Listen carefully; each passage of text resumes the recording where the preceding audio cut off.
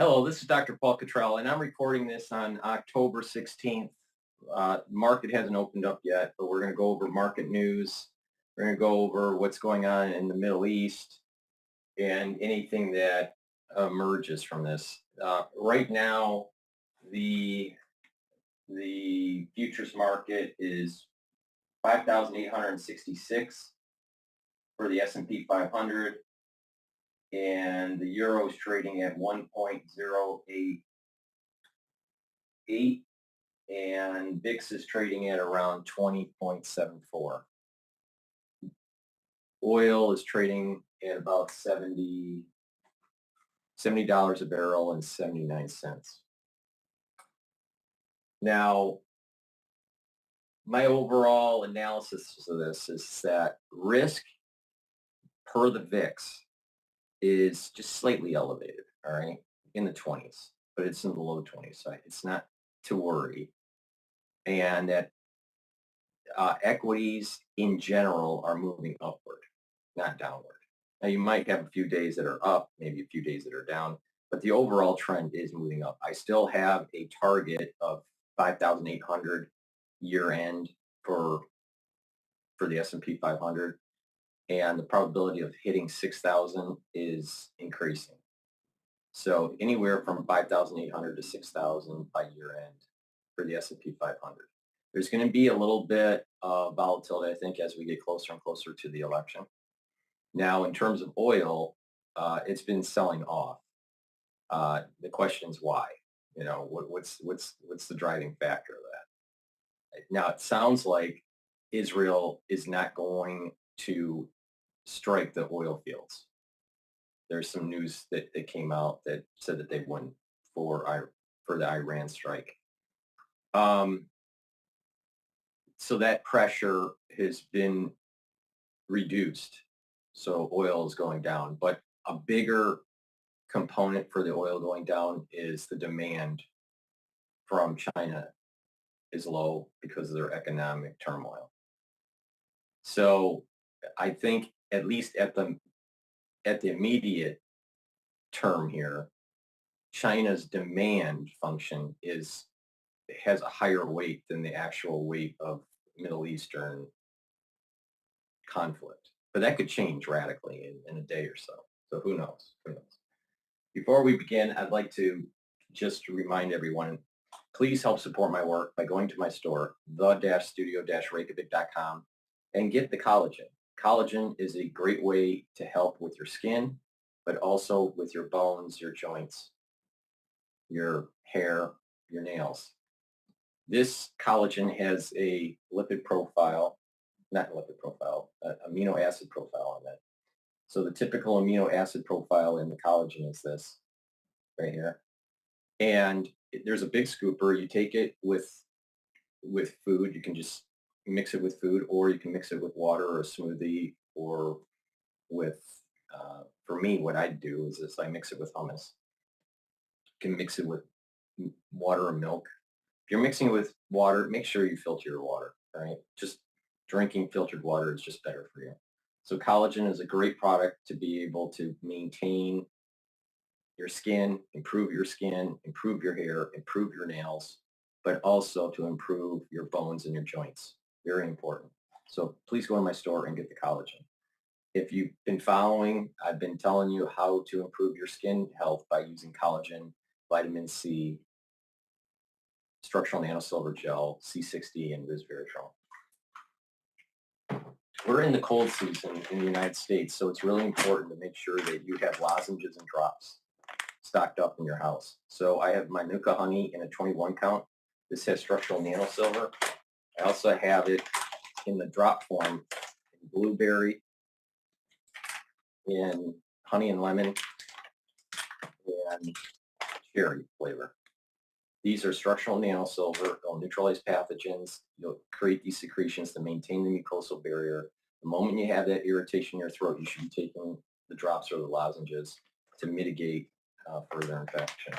So what's really important is to have these available at your house. Get a couple bags so you're ready for the cold season. You know, at least with New York, there are a lot of people that are sick. So I'm sure that at your place of employment, or in your school, or at your, at your house, or in your community, people that are sick right now. So it's important to just be prepared. So please go to my store and get the couple bags of these lozenges and drops. It's really important to realize that taking a strong antioxidant is very beneficial for slowing down the aging process, but also to provide you with the energy that you need for your body to heal and for your body to perform at its best. I sell C60, which is a very strong antioxidant. You can get it in extra virgin olive oil, or MCT coconut oil, or you can also get it in avocado oil on my store. You can get it in a 2 ounce, a 4 ounce, or an 8 ounce configuration. Take a teaspoon a day. It's a very strong antioxidant. The C60 in here will soak up those free radicals. That will mean that you'll have less stress in your cell. Your cell will perform better. In addition, it'll help with the mitochondrial health and boost up your ATP. That means you have more energy for your endocrine system, you have more energy for your immune system, and you'll slow down the aging process. If you're chronically inflamed, or you have a bad immune system or a bad endocrine system, people will age faster. So this is part of the reason why, by soaking up free radicals, it's so important to slow down the aging process and improve your health. So please go to my store, the-studio-reykjavik.com, and get the C60.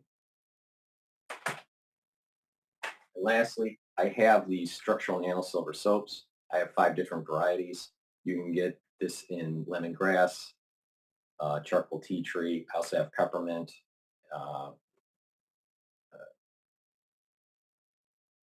oatmeal spice, and one other. So please go to my store, the-studio-reykjavik.com, and get a couple bars of the structural nanosilver soaps.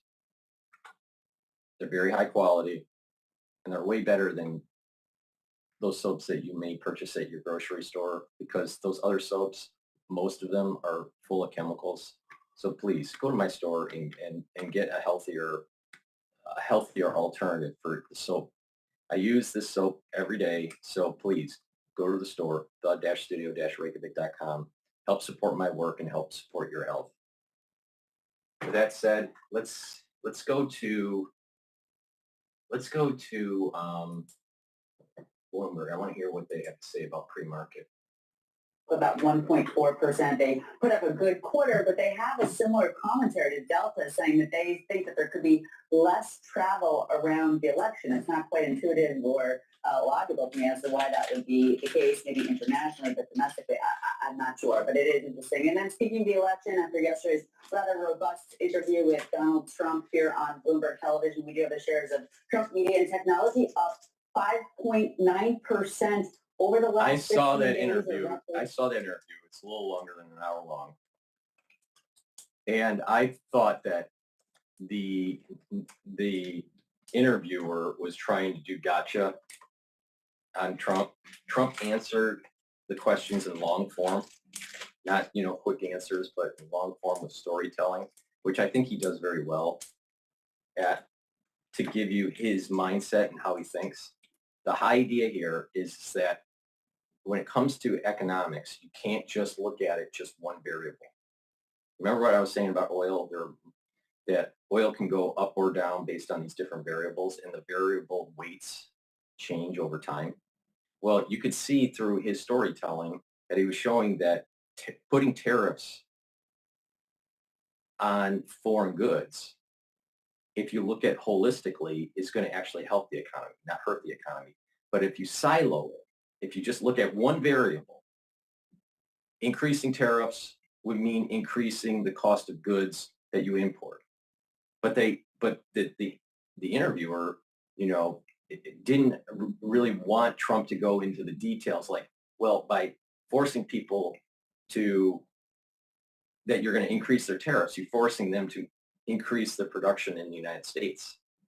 Well, increasing the production in the United States means our GDP is going to go up. We'll have economic clustering.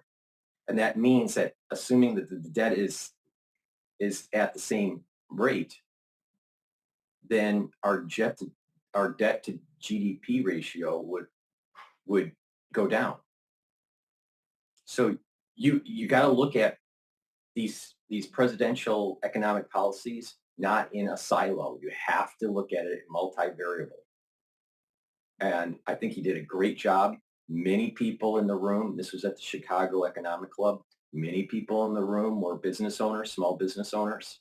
Some of them were large business owners or, or CEOs, but many of them were small business owners, and they were very receptive, very positive on what Trump was saying.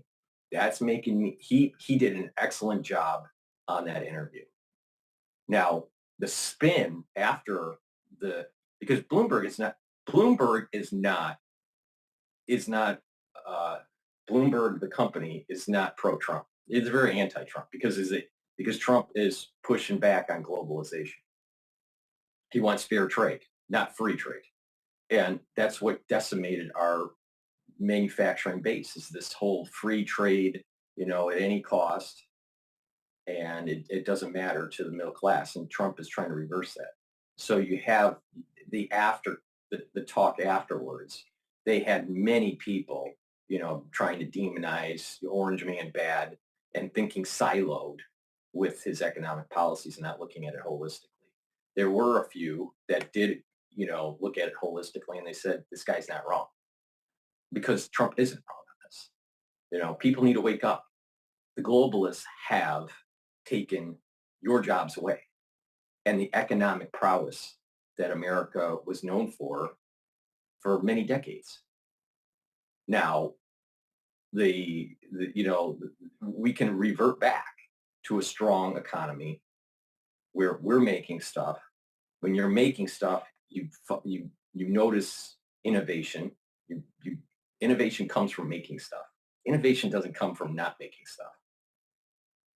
And then also, you get the economic clustering. When you make stuff, then you have other peripheral industries and other peripheral businesses that build around those economic clusters. When those businesses go away, the economic clustering dies. So we need to be strong with manufacturing in the United States. In addition, by having a strong manufacturing base, we'll be able to arm our military. We're having problems with the Navy. Why? Because we don't have enough shipyards. So we need to protect our steel industry and our aluminum industry and our shipbuilding industry. Why isn't America the biggest shipbuilding country in the world? Why does that go to some other place like Asia or Europe? There should be no reason why Americans aren't building the best and the best ships and the most ships. Since we import so much, why? You ever ask those kinds of questions? Because what it is that you have lobbying groups in the United States trying to push jobs overseas.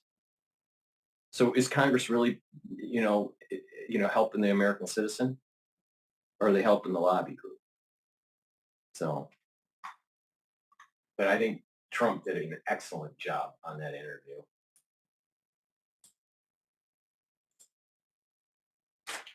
We slanted towards this kind of pro-business mindset that would have been otherwise afraid of a Democratic administration ahead, and what it means.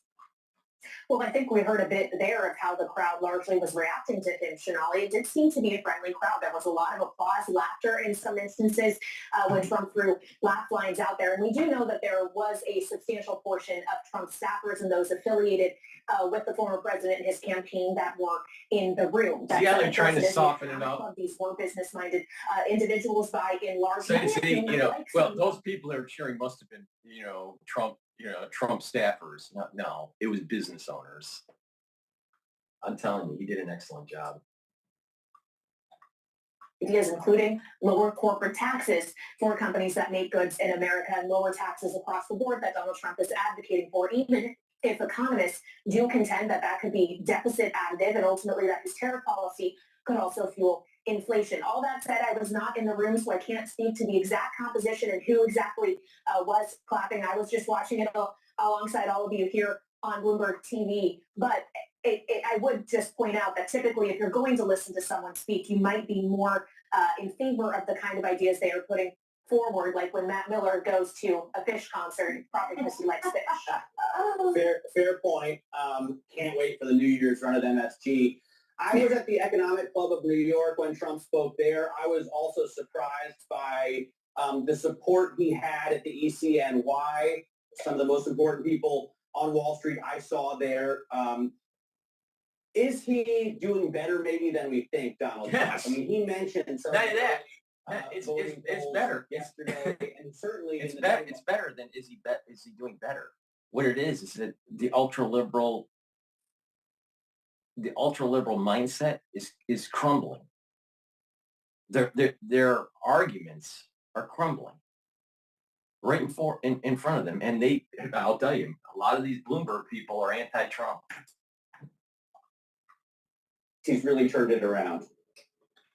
Yeah, we have seen a change in the betting markets, and we've seen across polling from New York Times, CNN to other polls that things do seem to be tightening at this stage in the race with less than 3 weeks to go. I would point out that what we have seen in the last few weeks is also coming as we've had no real clear catalysts. When we look at Kamala Harris's candidacy, the person running against Donald Trump, she repeatedly had events that were helping to build her momentum. First, the fact that she became the presumptive nominee, then she had the selection of her vice president, Tim Walz, then a convention, then, of course, the debate against Donald Trump in which she predominantly was seen as winning. Since that debate, though, there hasn't been any other kind of event like that has been able to continue to propel that momentum forward, which may be contributing to some of the tightening that we are seeing and why the candidates are now fanning themselves out across a number of mediums. Or maybe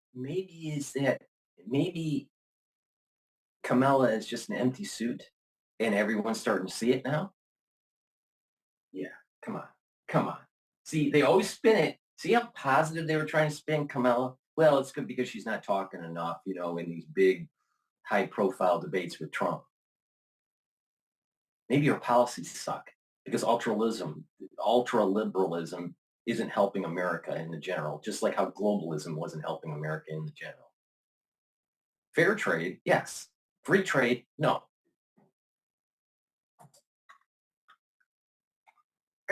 Networks to do more interviews like the one we saw Trump do with Bloomberg yesterday. Kamala Harris today is going to be on Fox with Brett Baer if she tries to reach out to more Republican voters who may not be in favor of Donald Trump. Well, Kelly, we don't have much time left, but that's exactly where I want to go. She doesn't like Kamala Trump. Harris No. is sitting down with Fox News. You think about the criticisms that have been levied at Kamala Harris, that she hasn't made herself available enough to maybe not friendly media. What are we expecting to sort of hear tonight?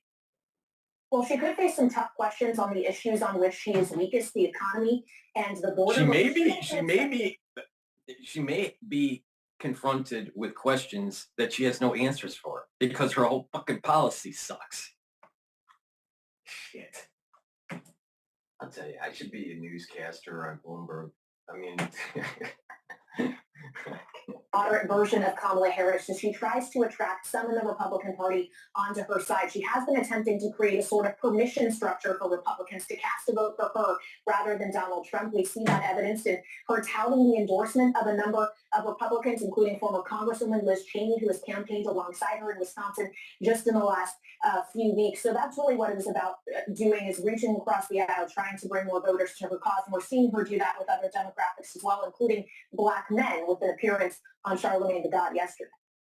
All right, Kelly Lyons, thank you so much. Of course, looking forward to that interview with Kamala Harris on Fox. Of course, just a little bit more than 24 hours after Bloomberg sat down with Donald Trump. This is Bloomberg.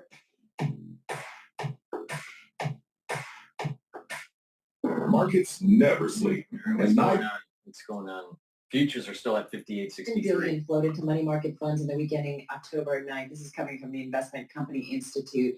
This was data we got out last week. So this year's inflows, Barry, more than $500 billion as, you got traders kind of figuring out what kind of rate reductions do we get ahead, what it means for borrowing costs. It's amazing. And I just pulled up my personal account to look at, just as an example, the Schwab Value Advantage Money Market, 5.28%. Why would you pull it out? I mean, I'm kind of surprised how well this has been holding up, especially if we see a couple more rate cuts over the next few minutes. JP Morgan saying it takes about 3 months for outflows to begin when the Fed is further along in the easing cycle, and the Treasury curve has normalized and become stable. So safe to say, Ross, just got about 30 seconds left here. We might have to wait some time to see some of that money come out of the money markets. I think so. I can tell you our clients over the last year and a half have been more excited about a yield on cash than AI or any other exciting technology. So I think that money's sticky. I think people love getting something on their cash for the first time in a long time. I think it'll be hard pressed to pull it out and find a new home for it. Yeah, I don't. The other thing is I'm wondering some of the things that we've talked about on air, and I don't know if you have any thoughts on this, Barry. Like, people keep money in money markets, though, right? Like they keep it. It's like the security, and I don't know how much will come rushing out. Some of this is just inertia. If when you put, hey, we've been getting money sitting in a checking account gets Depends moved on to what a money age you market are. account, and hey, I'm getting 5%. People tend to not look at that every day the way they look at equities. Yeah, we do that a lot here. All right, we're going to leave it there. Hey, Ross, thank you so much. Ross Mayfield, investment strategy analyst over at Baird, counting us down to the opening bell on this Wednesday. Just got about 4.5 minutes to go. NASDAQ futures, we're looking at them a little change, call it unchanged. Same story for the S&P 500. We've got those opening numbers up coming your way in just a moment. All right, the market's going to open up in 4 minutes, so everyone's going into commercial right now.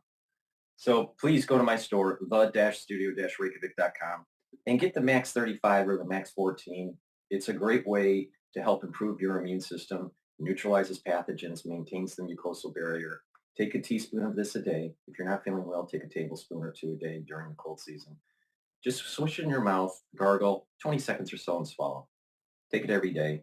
I've been doing this for 4 years, so no issues. Please go to my store, the-studio-reykjavik.com, and really maintain your immune system. It's really important. That structural nanosilver liquid is a major pillar in one of my anti-aging protocols. The 3 pillars are neutralize pathogens, lower inflammation, take strong antioxidants. I partnered up with Rainbow Herbals, and we've developed these deodorant bars for males and females. You can get it in citrus or peppermint, lavender, and tea tree. These deodorants are made from essential oils from the Himalayas, and it's a dual-purpose product. Use it as a deodorant every day. It's for males and females, but it also will help to slowly detoxify your body because of the ingredients. So please go to my store, get a couple bars for your household. This deodorant is very high quality, made from natural ingredients from the Himalayas. It has no aluminum or baking soda in it. So please go to my store, the-studio-reykjavik.com, and get these very high quality deodorants.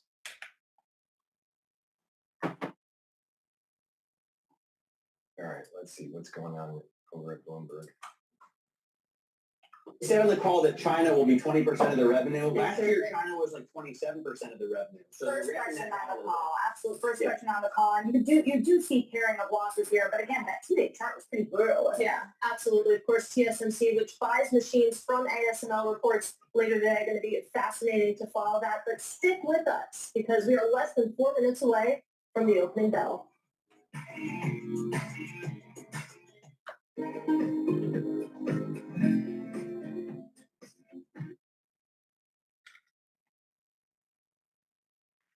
Go to my store, the-studio-reykjavik.com, and get the vitamin B complex. Very important for cellular metabolism. The first 5 B vitamins helps with the electron transport chain for your mitochondria. That helps to build up your ATP. And vitamin B complex is very important for your neurons. So as we get older, we have to protect our neurons, and this is synergistic with NAD plus and ubiquinol. So, as we get older, take vitamin B complex, get better cellular metabolism, get higher energy levels, and help with your neuron health. Very important. I mean, do you want to get into your 60s or 70s and start having neuro problems? I'm sure you don't. I mean, it's difficult to deal with. All right, not only for the patient, but also the caregivers, within the household trying to care for an individual that has these kinds of neurodegenerations. So please go to my store, the-studio-reykjavik.com, and get the vitamin B complex. Protect your neurons, okay?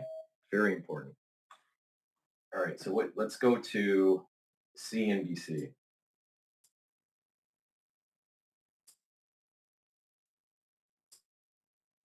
At the time. No, but they are national treasures, and we need them. Inconsistent.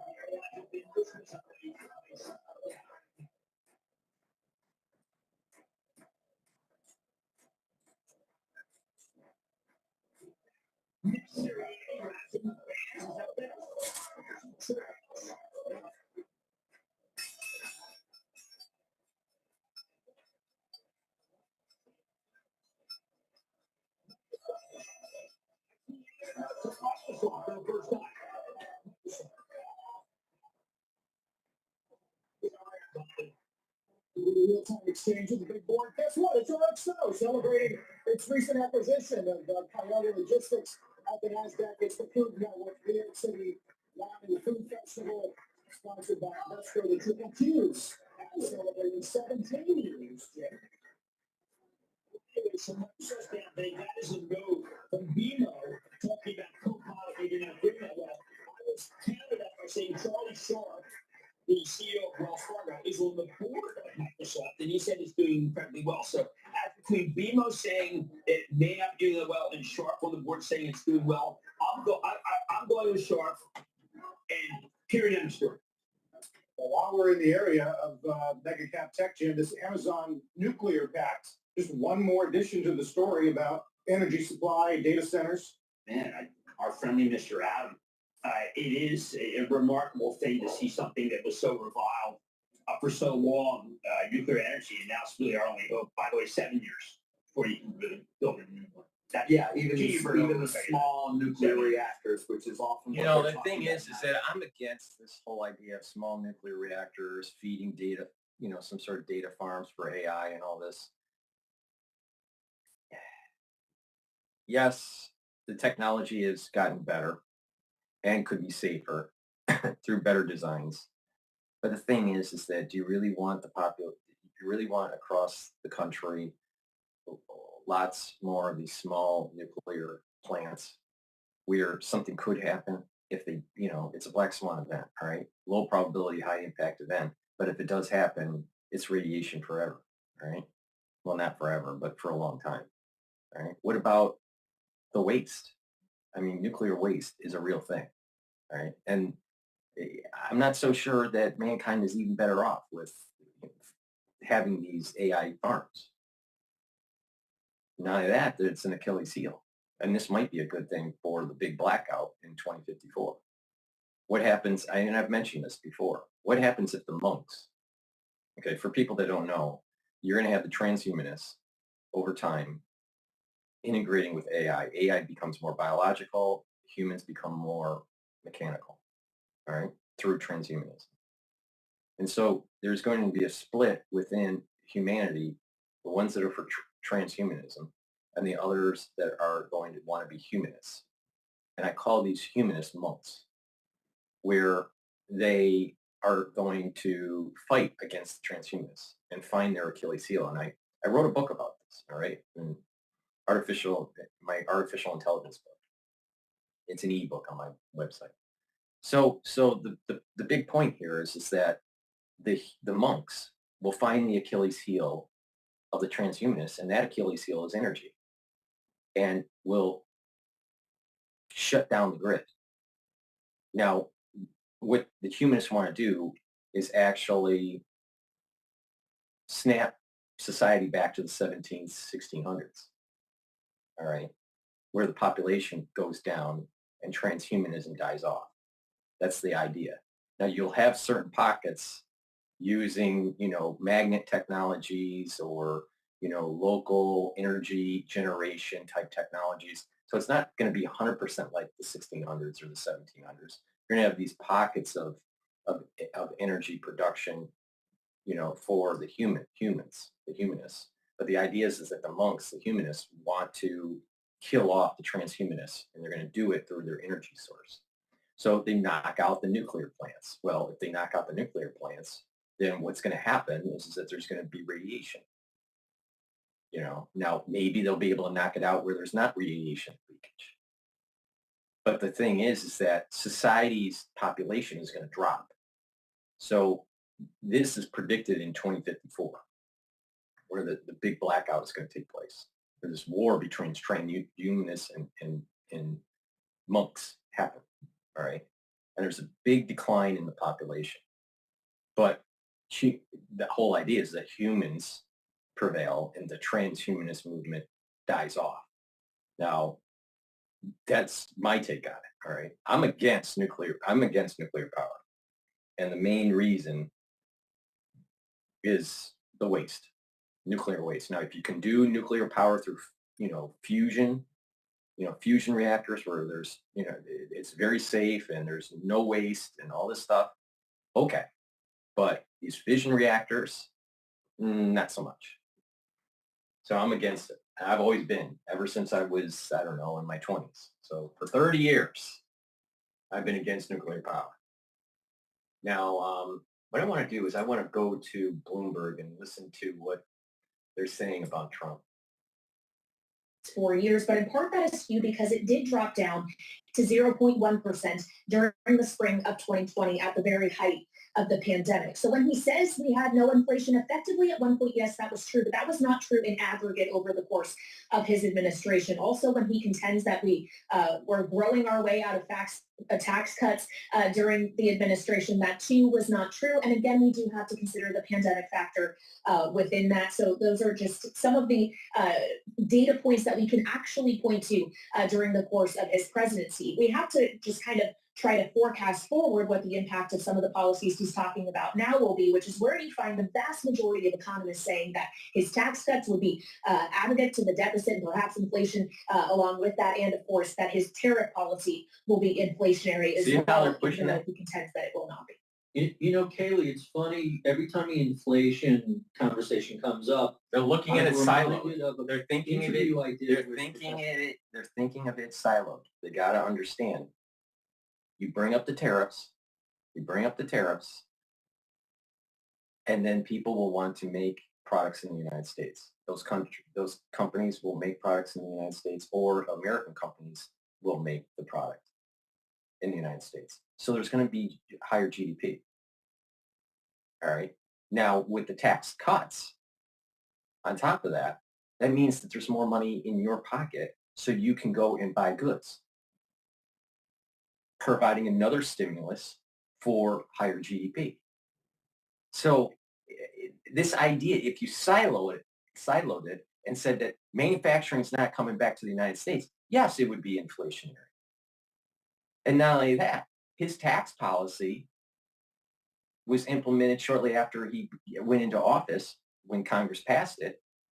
But you need 4, 5, 6 years to see on how it gets into the economy and grows new businesses. The immediate stimulus of lower taxes allows for people to purchase goods. But as the economy starts to feel that there is more momentum within it, then businesses will build up and more products and services are provided to the society that's endogenous to the society, that's made from the society. But then COVID happened. And so that was a major demand shock. So you got to look at this holistically. But Bloomberg's looking at how can you demonize Trump? Because Bloomberg is a globalist. Mark my words, Bloomberg is 100% a globalist. Jeremy Siegel of Wharton, who after the first CARES Act, which was, the biggest fiscal stimulus since World War II, and then the second CARES Act and the Response Relief Act and other COVID relief, both passed under President Trump. And on a bipartisan basis, Siegel was the first person who said, during the Trump presidency, this is going to be massively inflationary. It just has to work its way through the system. It's amazing that nobody's tagged him. And I think the choice was either much higher unemployment or inflation, but it seems sort of disingenuous to say. Here's the disingenuousness of this. Take a look at what happened with Lehman. And the stimulation, the monetary stimulation from the Federal Reserve, that was inflationary. But they tried to, you had a deflationary situation in assets. You had a deflationary situation in the economy. And so what happened was that the Federal Reserve pumped a lot of money into the system to try to get and heal the economy and prevent it from going into a Great Depression, right? So it had to be inflationary to counteract the deflationary vector, all right? During the Lehman, and this is the TARP and all this other stuff, and QE 1, 2, 3, 4 to infinity, right? All right, so that's inflationary. And that was under Bush Jr. and mostly Barack Obama, all right, with that whole, QE 1, 2, 3, 4, all right. QE 1 was George Bush Jr., all right. So this was a Democrat and a Republican issue. But now with the whole COVID issue, what happened is that there was massive fiscal. So you have fiscal stimulus and you have monetary stimulus. And there was massive fiscal stimulus that was put in that led to try to fight that inflationary problem of COVID. All right. So you had two issues here where you had to do stimulus to prevent the economy from collapsing. And because of what happened with COVID, which is I don't want to go into the details of it because I've done thousands of videos of it and I'm really fucking tired of COVID, But the thing is that in terms of the economy, there had to be a higher fiscal stimulus to be able to prevent that or reduce that demand shock. All right. And obviously there were problems with the supply chain and there were lots of other factors that were involved. It was a demand shock, but also supply shock. And there was, there was a health shock and all this stuff, there was a lot that was going on. So the point I'm making is that the taxes and the tariffs are the benefits from that for our economy were somewhat muted because of the shock that happened during the COVID years. All right. And it didn't translate as much. The transmission wasn't as strong. But you do this again and you're going to have a very strong transmission for a robust economy with a stronger manufacturing base. You see that right now. The United States has a stronger manufacturing base now than it did in 2016.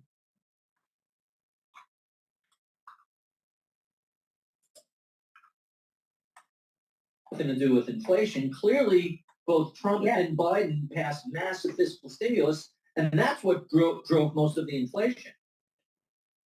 Yeah, and we do have the numbers that bear that out. The Committee for the Responsible Federal Budget is a great source on this, and they have pointed out that during the Trump-Pence administration, more than $8 trillion of new spending was approved in terms of 10-year borrowing.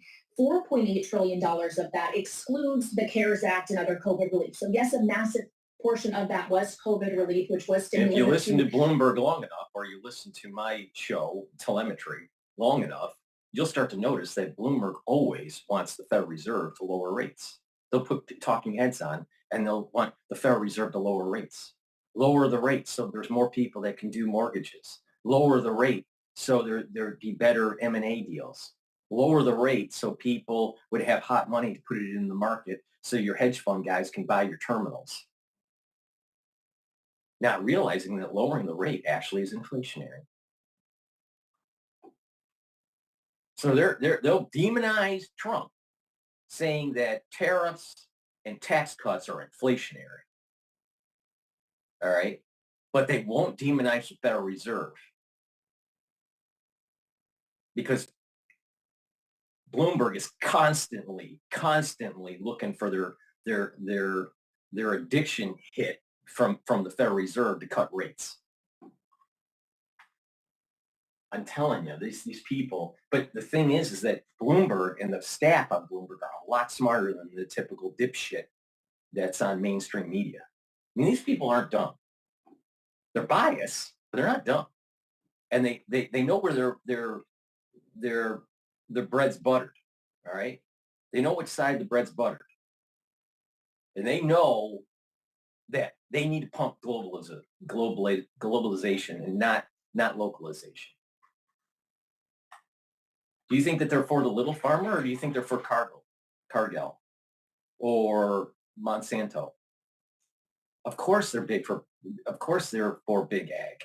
They don't want the little farmer to be successful. They want the big farmer, the big ag, the big companies to be successful.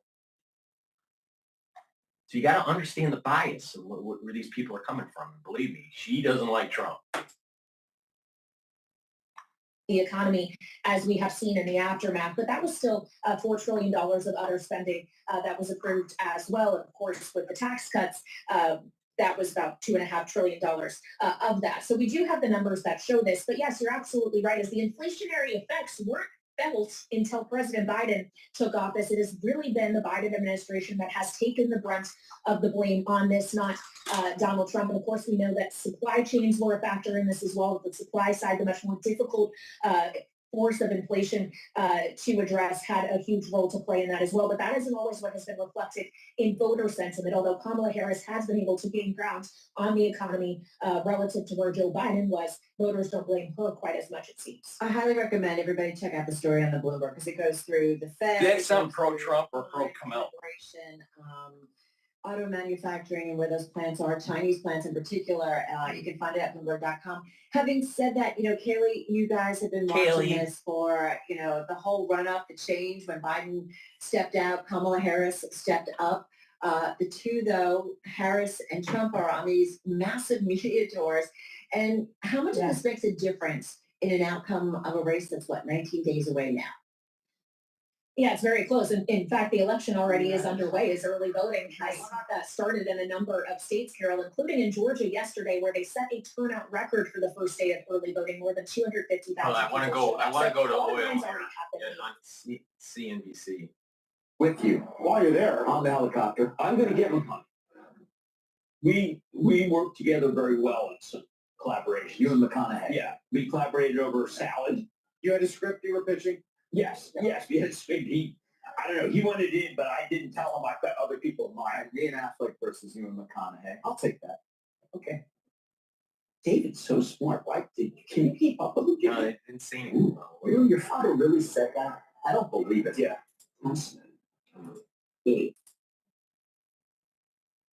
Now, Amazon has signed agreements to develop this new breed of reactors, investing in X Energy. And finally, Carol and Barry, not sure if you've been to Disney's Florida theme park lately, but there's a new cake shop. It's set to open. Parents are sounding off on social media about the prices. A slice of cake at the Cake Bake Shop by Gwendolyn Rogers will run you as high as $26. That is insane. That is crazy. That is insane. Come on. It's cake. It's cake. It's only cake. There are all these new tea shops and cake shops in Manhattan where $20 for a slice of cake is not unreasonable. All right, but that's New York, and we're insane too. Well, Disney and New York are almost the same prices, right? You can't get out of Disney for less than $500 a day. That's what it feels like. I will say, when I took my daughter to Disneyland 10 years ago, or Disney World, I loved it. Yeah, I was all in. She's like, Mom, don't you want to live in a castle? I'm like, yeah, totally. Come in. All right, that $27 cake now. I don't know. It's like a drink in Manhattan too, right? Right. $18 for a mixed drink, $23 for a glass of wine. It's kind of cheaper to buy a house. Oh no, it's not. People. It's crazy. It's crazy. In the scientific process, for example, genomics or even drug discovery. What's going on there? Oh, it's such a Markets never sleep, and neither does Interactive Brokers. Discover more opportunities with CME futures across equity. U.S. election and the inauguration to go forward with a potential bid there. Yeah, look, there's a history with semi companies trying to buy each other. Broadcom wanted to buy Qualcomm. That never went through. Qualcomm wanted to buy NXP. That didn't go through. So a transaction of this size, which I expect would be at least, $150 billion if Qualcomm was to make a complete bid for Intel. you're not going to have regulatory approvals like this, and you want some certainty because there is a breakup fee element to it. And I think I'm not surprised they want to wait until November, at least to have some. My prediction: they're going to wait forever. That's never going to happen. Really? No way. What do you Why? think? It's totally different business, Maybe right? parts of the business of Intel do make sense when it comes to Qualcomm looking to get into PCs. Not everything. I think nobody wants to get into the foundry side given how much investment you need to make. So clearly pieces of that do make sense for Qualcomm. I think a lot of people who are, investors in Intel would really like it to happen. So For sure. we'll see, At of a high course. valuation. Yeah, what a rough ride, of course, for Intel, down another couple percent right now. Go into Andrew housing Shea from Bloomberg Intel. Consumer demand. Remember, consumers are very well aware of what's happening with mortgage rates, and they listen to people like us who talk about mortgage rates being lower down the road, and they're waiting. They're sitting on the sidelines and waiting for those lower mortgage rates. See what I mean? That's the big See, question. this is what I'm talking about. They're pumping up the Federal Reserve has to lower rates so they can have a housing, increase housing sales.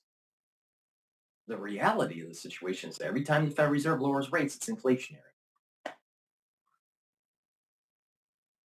Believe me, the Federal Reserve has caused more inflation than Donald J. Trump. Get real, Bloomberg. Fuck. 20 to 30%. Granted, it is more higher in markets with where we had a lot of new construction, or in markets where there's been other issues such as insurance costs and property taxes. But overall, yes, we are seeing, even in a market like California, that was the most locked-in market for a long time due to a number of reasons, particularly very, very high home prices. We are seeing some unlocking of that housing market. Remember that 40% of homes are owned free and clear, so they are not tied to mortgages. And for those people, it doesn't necessarily mean what happens to mortgage rates in making their decision to put their home on the market. So let's skip the mortgage and focus on the 40% of people that either are cash buyers or don't have a mortgage. We've seen a number. We were just talking about Ken Griffin's condo in Chicago. We've seen the high end kind of go crazy. And now it looks like it's starting to, I don't know if the right word is moderate or pull back. What do you see in the, I don't know, let's call it 3 million and up market? That's usually cash buyers and not mortgage-based buyers. Yeah, absolutely. Those buyers do tend to be more sensitive to what's happening in the equity markets, but maybe what's happening with the election, how does that impact their tax burdens? And so it may be some effect of that going on at the moment, but overall, high-end market is still doing really, really well. In fact, when you look at what segment of the market is performing the best relative to other segments, it is the higher end of the market. Well, so, I was thinking about, and I've been looking at like home building stocks in particular, rallying this year. They're up more than 28% so far. In terms of building out and adding to that supply, it's local, it's permits, it's zoning. It's not so easy. What do you see in terms of some of the housing fundamentals when it comes from a builder's perspective? Yeah, it's, for builders, there are a lot of constraints out there. There's a long list of regulations, zoning, labor costs, materials. We have supplies issues, again, being a concern. But then a last one being, or one of the most important one being cost of land. And when you look at which component has increased the most in terms of cost, it's actually been cost of land. And so wherever you have market where it's much more expensive to acquire a piece of land, it will be less likely that you're going to have a new construction. So new construction market is very bifurcated. You have a lot of new construction in Southeast, anywhere between Texas and Florida, where the cost of land is much less expensive, versus East Coast, Northeast, or even the West Coast. And as a result of that, for example, now of more new construction in these areas in South and Southeast, the rate of home price appreciation has been slower. It's a supply and demand. You have more supply, which is slowing the rate of home price appreciation in those markets. So the really interesting data point I saw not too long ago was states that had a higher construction rate tended to have higher GDP. And when you look at places like New York and California, NIMBY, not in my backyard, has really reduced the pace of new home construction and helped keep prices high. Is there any hope that that might change in the future? Well, California has made a lot of improvement in terms of allowing additional dwelling units, ADUs.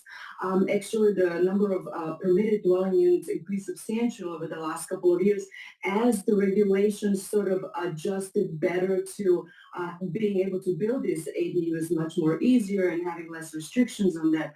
So I think the infill development is the within one's property, within one's parcel, is a solution for some of these markets that have a really strong NIMBY efforts. All right, going to leave it on that note. Hey, Selma, thank you so much. Selma Hepp, Chief Economist over at CoreLogic, talking a little bit about the housing market. Hey, listen, that's going to do it for us. Time flies. 3 hours. Right. Give us 3 more. Right. No, we don't want to do that. Carol the Goddess, thank you so much. And the name of that cake place, Lady M, it's next to my Oh, I office know about downtown. Lady M, right. A cake is $125, so $20 a slice, not that much. Good cake. Fantastic cake. Okay, so it's worth it? If you can take the calories, for sure. I just want to say about that Ken Griffin penthouse that went for sale, and I guess he lost some money, 7,500 square feet, 38th floor. He never lived in it. It was marketed as unfinished. He has a number of properties in the country. I'm so sure. I think he'll be okay. All right, everybody. That's going to do it for Barry Ritholtz and me. Paul Sweeney and Alex still coming up next. Keeping an eye on the markets. Little changes here. We go. Amazing. All right. Please go to my store, the-studio-reykjavik.com, and get the multivitamin. This is a multivitamin that's easy to digest. Multivitamins are really important as cofactors for enzymatic activity, so your cells are performing the best that they can. You should be taking this every day. Please go to my store and get this multivitamin. You need multivitamins for good cellular processes. And the profile for that is very good. So please go to the store and get that multivitamin. Probiotics are very important for many reasons, to help to absorb your nutrients better, to reduce inflammation in your gut, to maintain a good mucosal lining for your gut, to improve your metabolism, and to improve your mental acuity and your mood. So please go to my store and get these probiotics. You can get it in the veggie cap form, or I also have a powdered form. Take it every day. I usually take the powdered form because I mix it with my hummus. And, but you can also take the veggie cap form. They're both very high quality probiotics. So please go to the store, take it every day to improve your health. Structural nano silver gel. Very important. It's a dual purpose product. It'll help with skincare. You can put it on your skin. Put it on your skin before you go to bed, exfoliate in the morning, and you'll notice that your skin's clearer and tighter, especially around your face. You can neutralize pathogens. Put it on your hands, around your mouth, around your nose, around your eyes, around your ears. Lightly coat your nostrils, especially during the cold season. That's going to be really important. Trust me on this. You'll stay active for 5+ hours. In addition, it'll help to heal wounds, scrapes, abrasions, minor burns. So please go to my store and get this great dual purpose product. It's the-studio-reykjavik.com. Link is in the description of this video. And lastly, structural nano silver toothpaste. Very high quality toothpaste that will whiten your teeth, freshen your breath, reduce gingivitis, reduce plaque, maintain a good gum line, and with good oral hygiene, you're going to reduce the chances of cardiovascular disease and valvular disease. Please go to my store, the-studio-reykjavik.com. This is the best toothpaste that you're going to be able to buy. It has no fluoride in it. Please go to my store, the-studio-reykjavik.com. This toothpaste is far better than anything Alex Jones sells. So please go to my store and support my work. Get a few tubes of this toothpaste. It's the-studio-reykjavik.com. In addition, I tell you how the stuff works and why the stacking works. And I take it. It's obvious that it's working. It's obvious that my aging process is slower than my peer group. Alex Jones is younger than me. He doesn't look too much younger. He looks a lot older. He looks like 15 years older. So, the reality of the situation, what I tell you to take is what I take. What I tell you to do as a protocol is what I do. All right? Please go to my store and follow my protocol. Improve your immune system, improve your health, slow down the aging process. It works. All right? It's really simple. It's really simple. Neutralize pathogens, soak up free radicals, bring down inflammation. Take charge of your health. All right, let's go to Al Jazeera and see what's going on if they're not on commercial break. Everyone might be on commercial. Okay, let's go to Al Jazeera here. From Doha, also coming up, Israel's siege of northern Gaza is in its 12th day. Attacks persist even as the U.S. wants the military to allow aid into Jabalia refugee camp. You're watching Al Jazeera. I'm taking you to a meeting of the leaders of the European Union and the Gulf Cooperation Council holding the first joint summit in Brussels. This is Charles Michel. He is co-chair of the event. He is the president of the European Council. It is also being chaired by the Emir of Qatar, Sheikh Tamim bin Hamad Al Thani, because Qatar holds the rotating presidency of the GCC. Let's listen. For your personal commitment. Excellencies, ladies and gentlemen, with this summit, we would like to send a powerful message to our citizens and to the world. The EU and the Gulf Cooperation Council, we are ready to build a strategic partnership fit for the 21st century, and we are ready to work together to tackle global challenges. We want more stability, more security, we want more prosperity, and more respect for international law. I recently had the occasion to meet many of you to prepare this summit, and we all agree that this summit should send a message of unity and a message of hope. We share a common goal to promote growth and to generate more prosperity for our citizens, and we can do this through sustainable investment and trade, and by working together on the two biggest transitions of our time. On the one hand, the digital and artificial intelligence revolution, and on the other hand, the green transformation of our economies. We are also aware of the importance of better connecting our regions, our economies, and our people. And we also share a common responsibility to protect the rules-based international order and the UN Charter. As regional organizations, we also have a key role to play in conflict resolution, addressing climate change, strengthening multilateralism and human rights.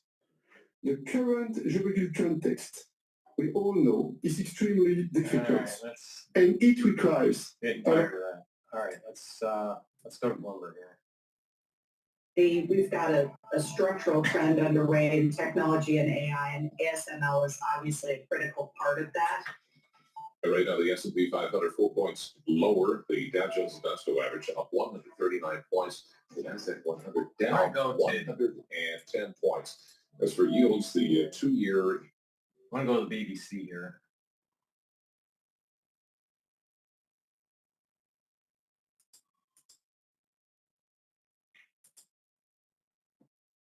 On the southern suburbs of Lebanon's capital, Beirut. Israel has carried out airstrikes on the southern suburbs of Lebanon's capital, Beirut, for the first time in 5 days. It said it had targeted an underground warehouse used by Hezbollah. Well, the Israeli military issued an evacuation order early in the morning, telling residents in one building to leave immediately. Well, Israel has repeatedly targeted South Beirut in recent weeks, traditionally Hezbollah's stronghold in the city. Now, the group has continued to fire rockets across the border. Meanwhile, the Israeli military said that it had struck more than 140 Hezbollah targets in just the last 24 hours. So if we just take a moment and look at that live shot from Beirut, where we can see the plumes of smoke, where Israel says it's targeted strategic weapons hidden by Hezbollah. This is the first hit on Beirut in 5 days. So Israel is saying to be reviewing the strongest known written warning from the United States about a lack of aid getting into Gaza. That letter to the Israeli government said that the US military funding could be cut unless the problems were addressed within 30 days. Now, since this strongly worded letter was sent, the UN says that the first aid in 2 weeks has now entered northern Gaza. So let's cross over to Jerusalem to speak to our Middle East correspondent, Yolande, now, who joins us live now. So, Yolande, just bring us up to date in where we are in terms of aid finally getting into Gaza. I mean, this is to the north of Gaza in particular, where there has been this Israeli military ground offensive that has gone on for more than 10 days now. And it was in the past couple of weeks, really, that we were getting UN officials increasingly sounding the alarm about the fact that no aid had been getting in through its crossings. About 400,000 people remain in the north of the Gaza Strip, they say.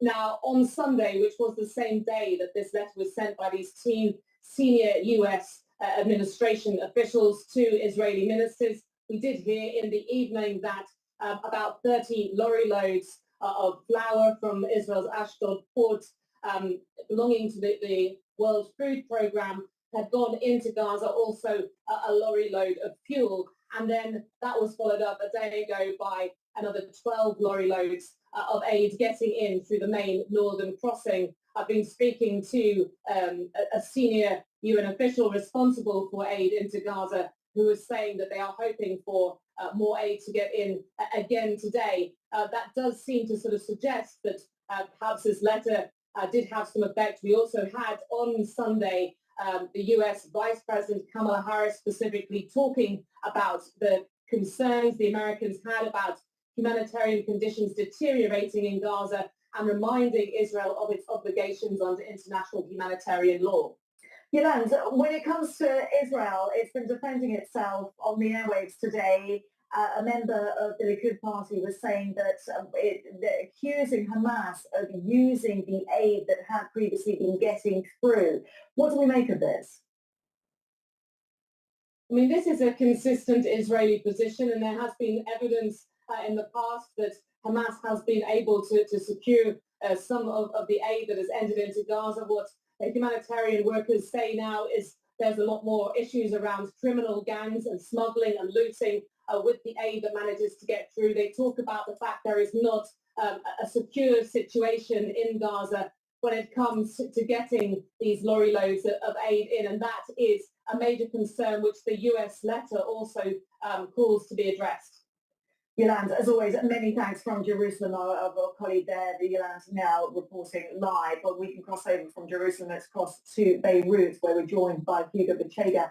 And Hugo, we're just getting a line from AFP saying that the mayor of Lebanon is among those killed in these Israeli strikes on a municipality. This is according to local officials, and this is being reported by the AFP news agency. Are we aware? What more can we add to this? Yes, so this is happening in the south of the country and the city of Nabatea in the south, where it seems there was a wave of very heavy Israeli airstrikes. We've seen images emerging from Nabatea showing several plumes of smoke, and again, reports suggesting that it was a wave of airstrikes this morning, and our reports suggesting that one of the locations hit was the local authority building where dozens of people were working, and reports suggesting that including the mayor was in this building the moment that this attack happened. So we're still waiting to hear official confirmation about what happened in Nabatea and obviously the possibility of casualties. But again, this is an area of Lebanon that has been heavily bombarded by the Israeli military in recent weeks as the Israeli army continues with this offensive against Hezbollah, not only with airstrikes but also with a ground invasion of parts of southern Lebanon, and Nabatea has been one of the key targets of this air campaign. We know that Hezbollah has a strong presence in that part of the country. The eastern Bekaa Valley as well has been repeatedly hit by the Israeli military. And this morning here at Beirut, the first time in nearly a week that Dahir, which is the area of Beirut where Hezbollah has a significant presence, was hit by Israeli airstrikes. The Israeli military said they had hit an underground weapons storage site being used by Hezbollah. There haven't been reports of casualties. We've seen images from this location hit showing that at least one building collapsed as a result of this airstrike. But again, Beirut being hit again after a days-long pause that apparently happened at the request of American officials who had demanded Israeli authorities stop or at least pause these airstrikes targeting Beirut. So again, these airstrikes today are happening across the country. Okay, Hugo, as always, many thanks for bringing us up to date the situation in Beirut and also the breaking news that AFP, the news agency, reporting that the mayor of Lebanon's Nabatea, a town in the south of the country, as Hugo was describing, was among those killed in those Israeli strikes in the south of Lebanon. All right, I want to play DW about their take on this whole Israel-Lebanon war. Israel's Prime Minister Benjamin Netanyahu faces international condemnation morning. The first strikes there in 6 days. The attack was preceded by an early morning evacuation warning, leaving residents less than an hour to flee. Israel says it is targeting Hezbollah assets in the residential suburbs where the militant group has a strong presence. It comes after the U.S. said it opposes the way Israel is conducting the campaign. And Israeli Prime Minister Benjamin Netanyahu rejected calls for a ceasefire in Lebanon. Journalist Karim El-Gawari is monitoring the situation in Beirut. I asked him about the latest strikes on the Lebanese capital. Yeah, first strikes since 6 days. This morning, this was 2 or 3 explosions in the southern suburbs. Israel is saying they were targeting a weapons cache of Hezbollah. The interesting or important thing here is that this happened only a few hours after the Israeli Prime Minister Reykjavik got assurances from the US that Israel will not target Beirut any longer. But the focus of the Israeli airstrikes today was further south in the city of Nabatea, that's about an hour by car south of Beirut. Heavy airstrikes this morning, and it seems like that the city council building was hit. There are reports that the mayor of this town, this is the biggest town in the southern parts of Lebanon, the mayor of this town was killed in the strike too. There's until now a count of 5 people dead, but we expect it to rise. Now, as you were just saying, Israel maintains that it is striking Hezbollah targets, but at the same time, scores of medical workers have been killed in recent weeks in Lebanon. You've been talking to them about the difficult circumstances they're facing. Yeah, the numbers are... With the YouTube Music app, you can blend up to 30 artists into one big custom radio station, which means now your gone with space. Yeah, the numbers are breathtaking. The Ministry of Health says that there were about 150 paramedics and health workers killed since the beginning of the war, but the majority of them really in the last 3 weeks. We went yesterday to the operation room of the Lebanese Red Cross here. We're talking about them with them about the challenges. They have about 300 ambulances and crews all over the country, and they were talking how difficult it is. They themselves were lucky until now. They had only 6 of their people injured.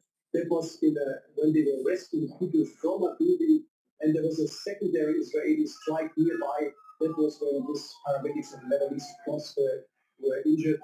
But other medical services, especially in the south, have much higher death tolls here. And we talked to the head of the operation, and they said one of the most frustrating things is really that very often they cannot get to the injured. They have to basically wait till they get clearance that the weights are safe, and only then they can move them.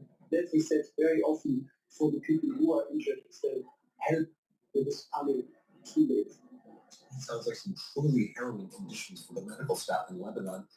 And with the high civilian death toll, some are drawing parallels between the current strikes in Lebanon and the situation in Gaza. What exactly is your assessment of the situation?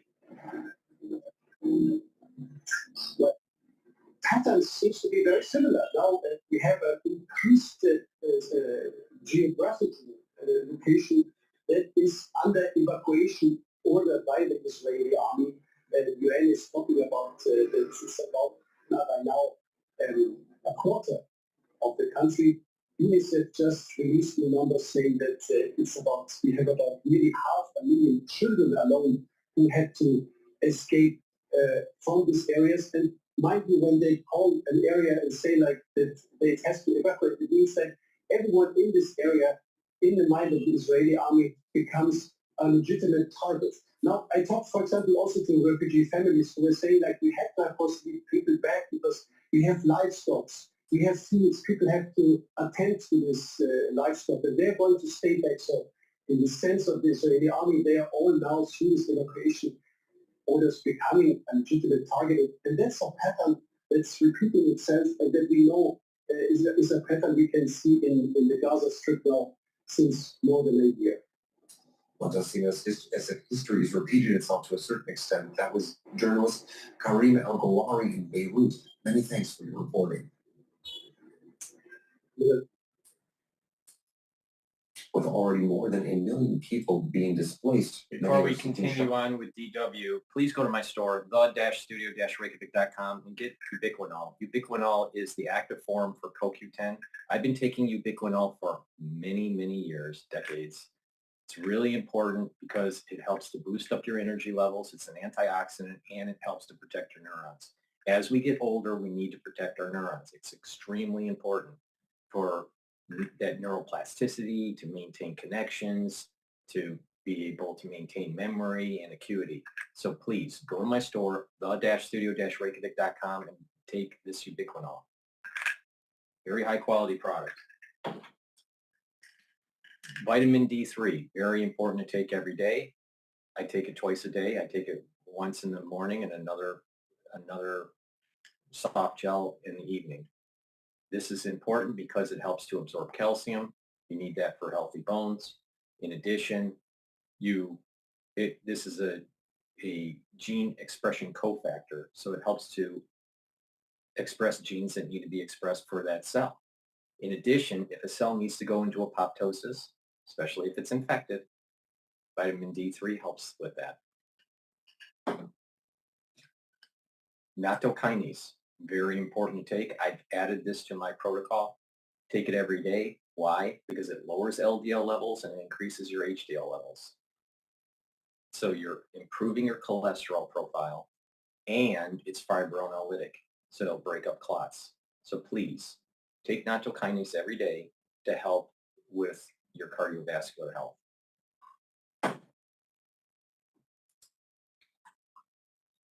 And Beirut finding refuge anywhere they can. DW's Mohammed Shleite reports from the Lebanese capital. This is one of the fanciest nightclubs in Beirut. It's a destination club for Lebanese people and tourists. Up there is a Sky Bar where the evenings begin with a cocktail or two or maybe more.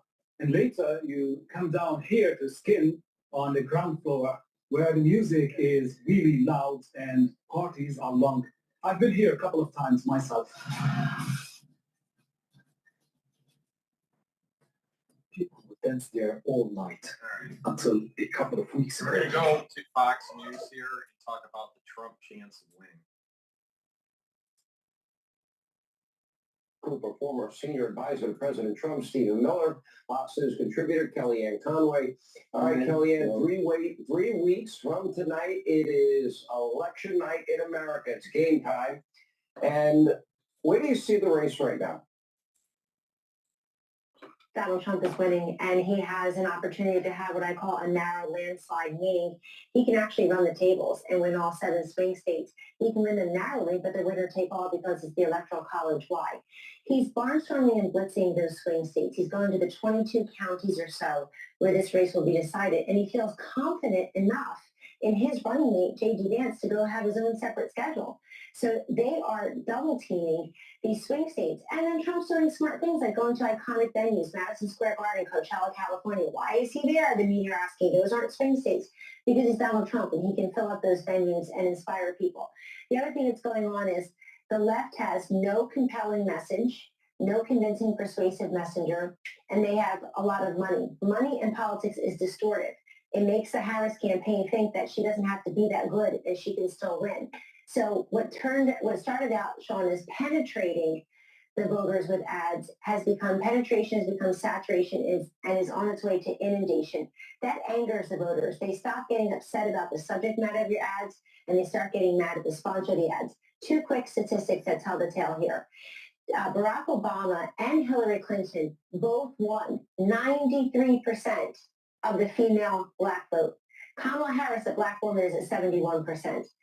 18 to 44-year-old black men, Barack Obama had 81% in November of 2012. Kamala Harris has 41%. She has 1/2 the number that Barack Obama had. So how does she make that up among non-college educated households, among white households that don't say abortion is their top 1 or 2 issue?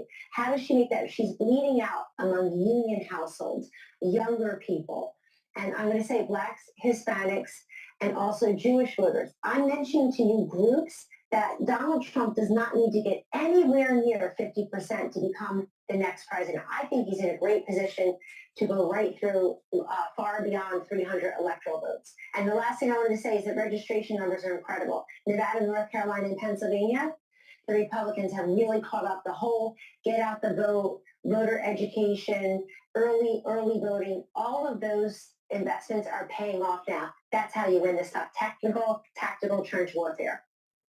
Let me ask you, Horace, if I can. I think Kamala's been horrible in these interviews, and she wants to promise, student loan forgiveness to those stupid 18 to 24-year-old kids that live in dormitories that she had talked about in the past. But now she wants to give $25,000 down payments. Now she's offering programs just to African Americans. She's not doing well, as Kellyanne was pointing out, demographically with African American men. So she sends out Barack Obama. That didn't work particularly well.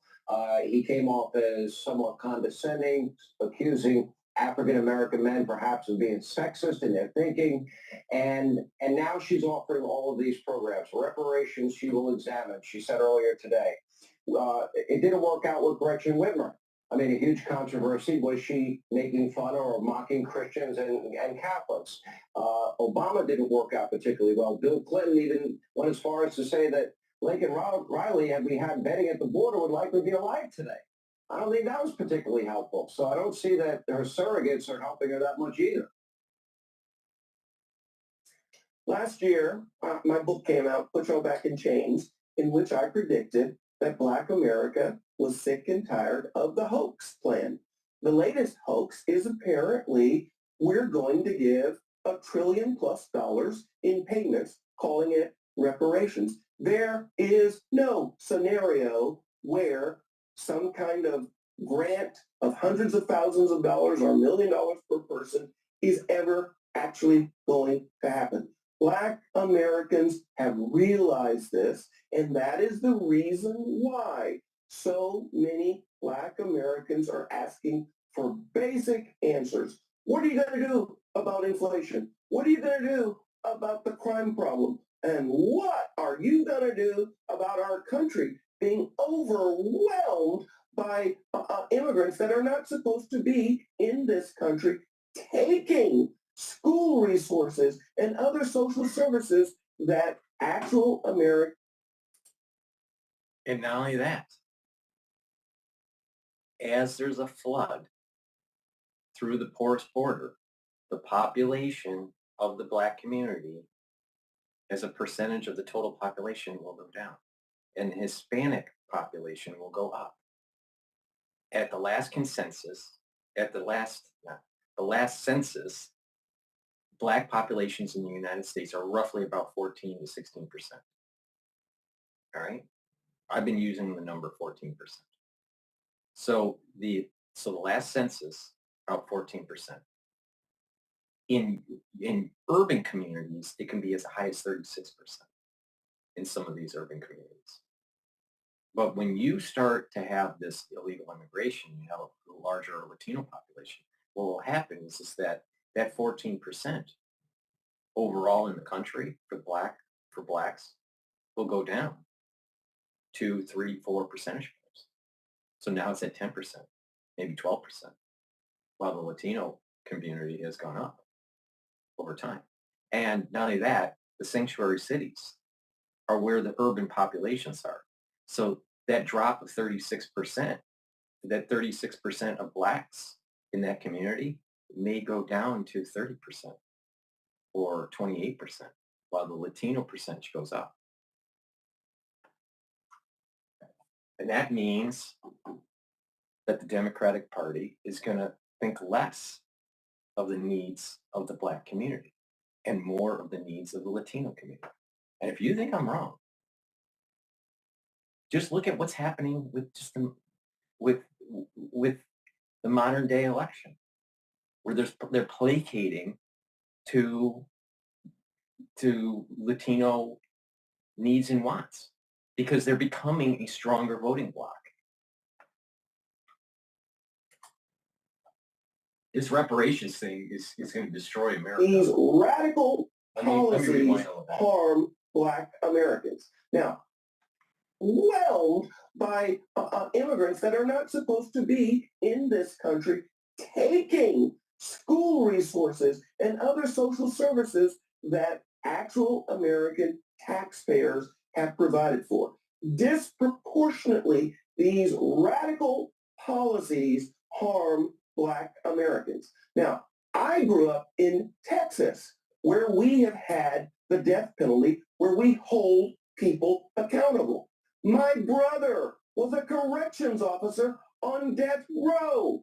We know firsthand that there must absolutely be accountability. What we're recently learning here looks like Willie Horton 2024. When you see a candidate advocating benefits like a sex change operation for a brutal killer, they ought to be already buried under the jail, but apparently the progressive answer is just the opposite. Black Americans in particular, as well as most of America, find these radical policies not to their liking, not something that they can embrace. And one last point. In 2020, Black Americans, people often think Black Americans must be liberal because so many are registered as Democrats. Black Americans are moderates and centrists by and large. And they picked Joe Biden because there were so many crazies that were running. And there has been a huge level of disappointment that he ended up embracing all of the radical policies. I think he's bringing a very good point. Biden attracted a centrist voter, especially if they were Democrat. People don't want the AOC crazies, the ultra-liberal. And Kamala is closer to the AOC crowd than the Biden crowd. Rejects. Seniors on Medicare need prescription drugs to manage their chronic conditions, but pharmacy benefit managers are hurting seniors. Rejects. Stephen, you look at the insanity of this convicted murderer, sex change operation out in California, courtesy of taxpayer money, thanks to Kamala Harris. Then you look at her position on the border, and you can look at her new Green Deal position, you can look at eliminating health care, you can look at mandatory gun buybacks, you can look at defund, dismantle, no bail laws, but this one in particular, decriminalize illegal immigration, free food, housing, health care, education, you include Tim Walz, That would include college education, legal driver's licenses, sex change operations, and then a path to citizenship, earn path they call it. That would be called amnesty where I'm from. 12.5 million people, including members of drug cartels, gang members. We have Americans that have been murdered, raped. We have Americans victims of violent crime. It's costing the country billions of dollars. Do people understand how bad this has gotten and what a national security threat this is? We have known terrorists now in the country. They know about them, but they don't know where they are. And now we're going to pay for sex change operations if they want them? Well, this is why Donald Trump is now leading in the polls. This is why Donald Trump is pulling ahead in this race, because he's been going around the country making all of these arguments, laying out all these facts, like you just said. He went to Aurora, Colorado, and gave a speech for the ages documenting in painstaking detail how Kamala Harris imported a ruthless criminal syndicate from Venezuela into their community, taking over their parks, taking over their schools, taking over entire apartment complexes. As you mentioned, now we have this case where a convicted murderer is getting a free taxpayer-funded sex change operation. This is madness. This is beyond anything we've seen in the history of American politics. Then she wants to give illegal aliens free housing, free welfare, free transportation, free everything, free education, free lifetime Medicare and Social Security retirement benefits, and of course, school voting and citizenship rights. And on top of all of that, one crime after another committed by these criminal migrants, including this new case of 3 illegals that she released who sexually assaulted a 12-year-old. The amount of suffering and blood and misery on her hands is totally disqualifying. As Donald Trump has said, anyone who would lead an invasion of their own country cannot run to be president of that country. You add to it the Green New Deal. You add to it the largest proposed tax hike in history. You add to it a pledge to massively increase regulations on every single sector of the economy, grinding growth to a halt. You have a full-on communist that is running for president, who, by the way, also has pledged to abolish private health care and abolish fracking. America must and will reject this insanity. You think, I'll ask an exit question. Do you think it is now penetrated into the consciousness of the American people how radical and extreme she is? 30 seconds each, starting with you, Kellyanne.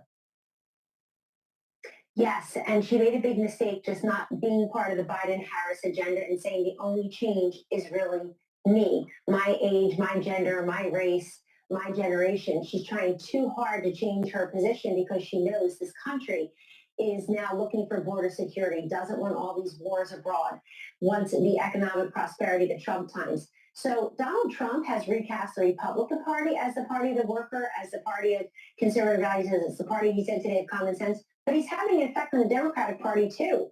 They're all running away from woke. You don't even recognize 2020 now. 2024, they're trying to sound more like Trump and the Republicans. Yeah. What do you think, Horace?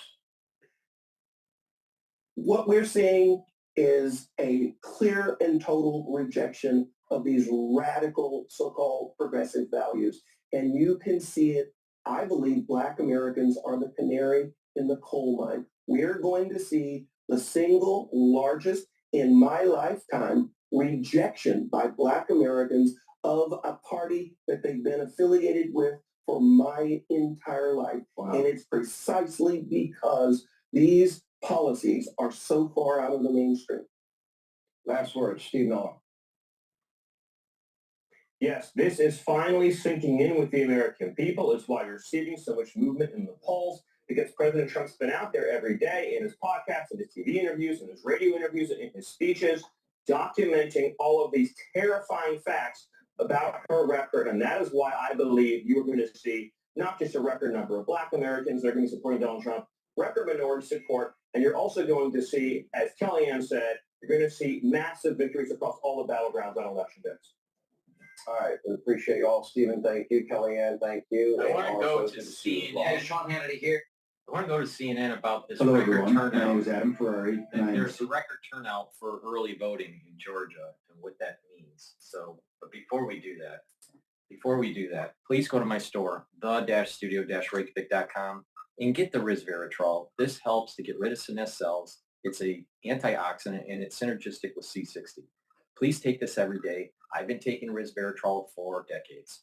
Please go to my store, the-studio-reykjavik.com. This is part of my anti-aging protocol. Vitamin C, very important for your immune system. In addition, it helps with your skin. Take it every day. If you're not feeling well because of the cold season, take a double dose. In addition, make sure you drink it with filtered water. And lastly, omega-3, very important to improve your cardiovascular health. What omega-3 does is brings down LDL levels, increases your HDL levels, so it's improving your cholesterol, and it prevents red cells from sticking too much. So omega-3 can help prevent clotting, overclotting. This is synergistic with not-kinase. So please go to my store, the-studio-reykjavik.com, and get the omega-3. Omega-3 is also synergistic with olive leaf extract that I sell. So please get the supplements, improve your health. Follow what I'm saying to improve your endocrine system, improve your cardiovascular system, improve your immune system, slow down the aging process, get more energy, maintain muscle mass, increase your muscle mass, maintain and improve your neurocircuitry. Please go to my store and get the supplements.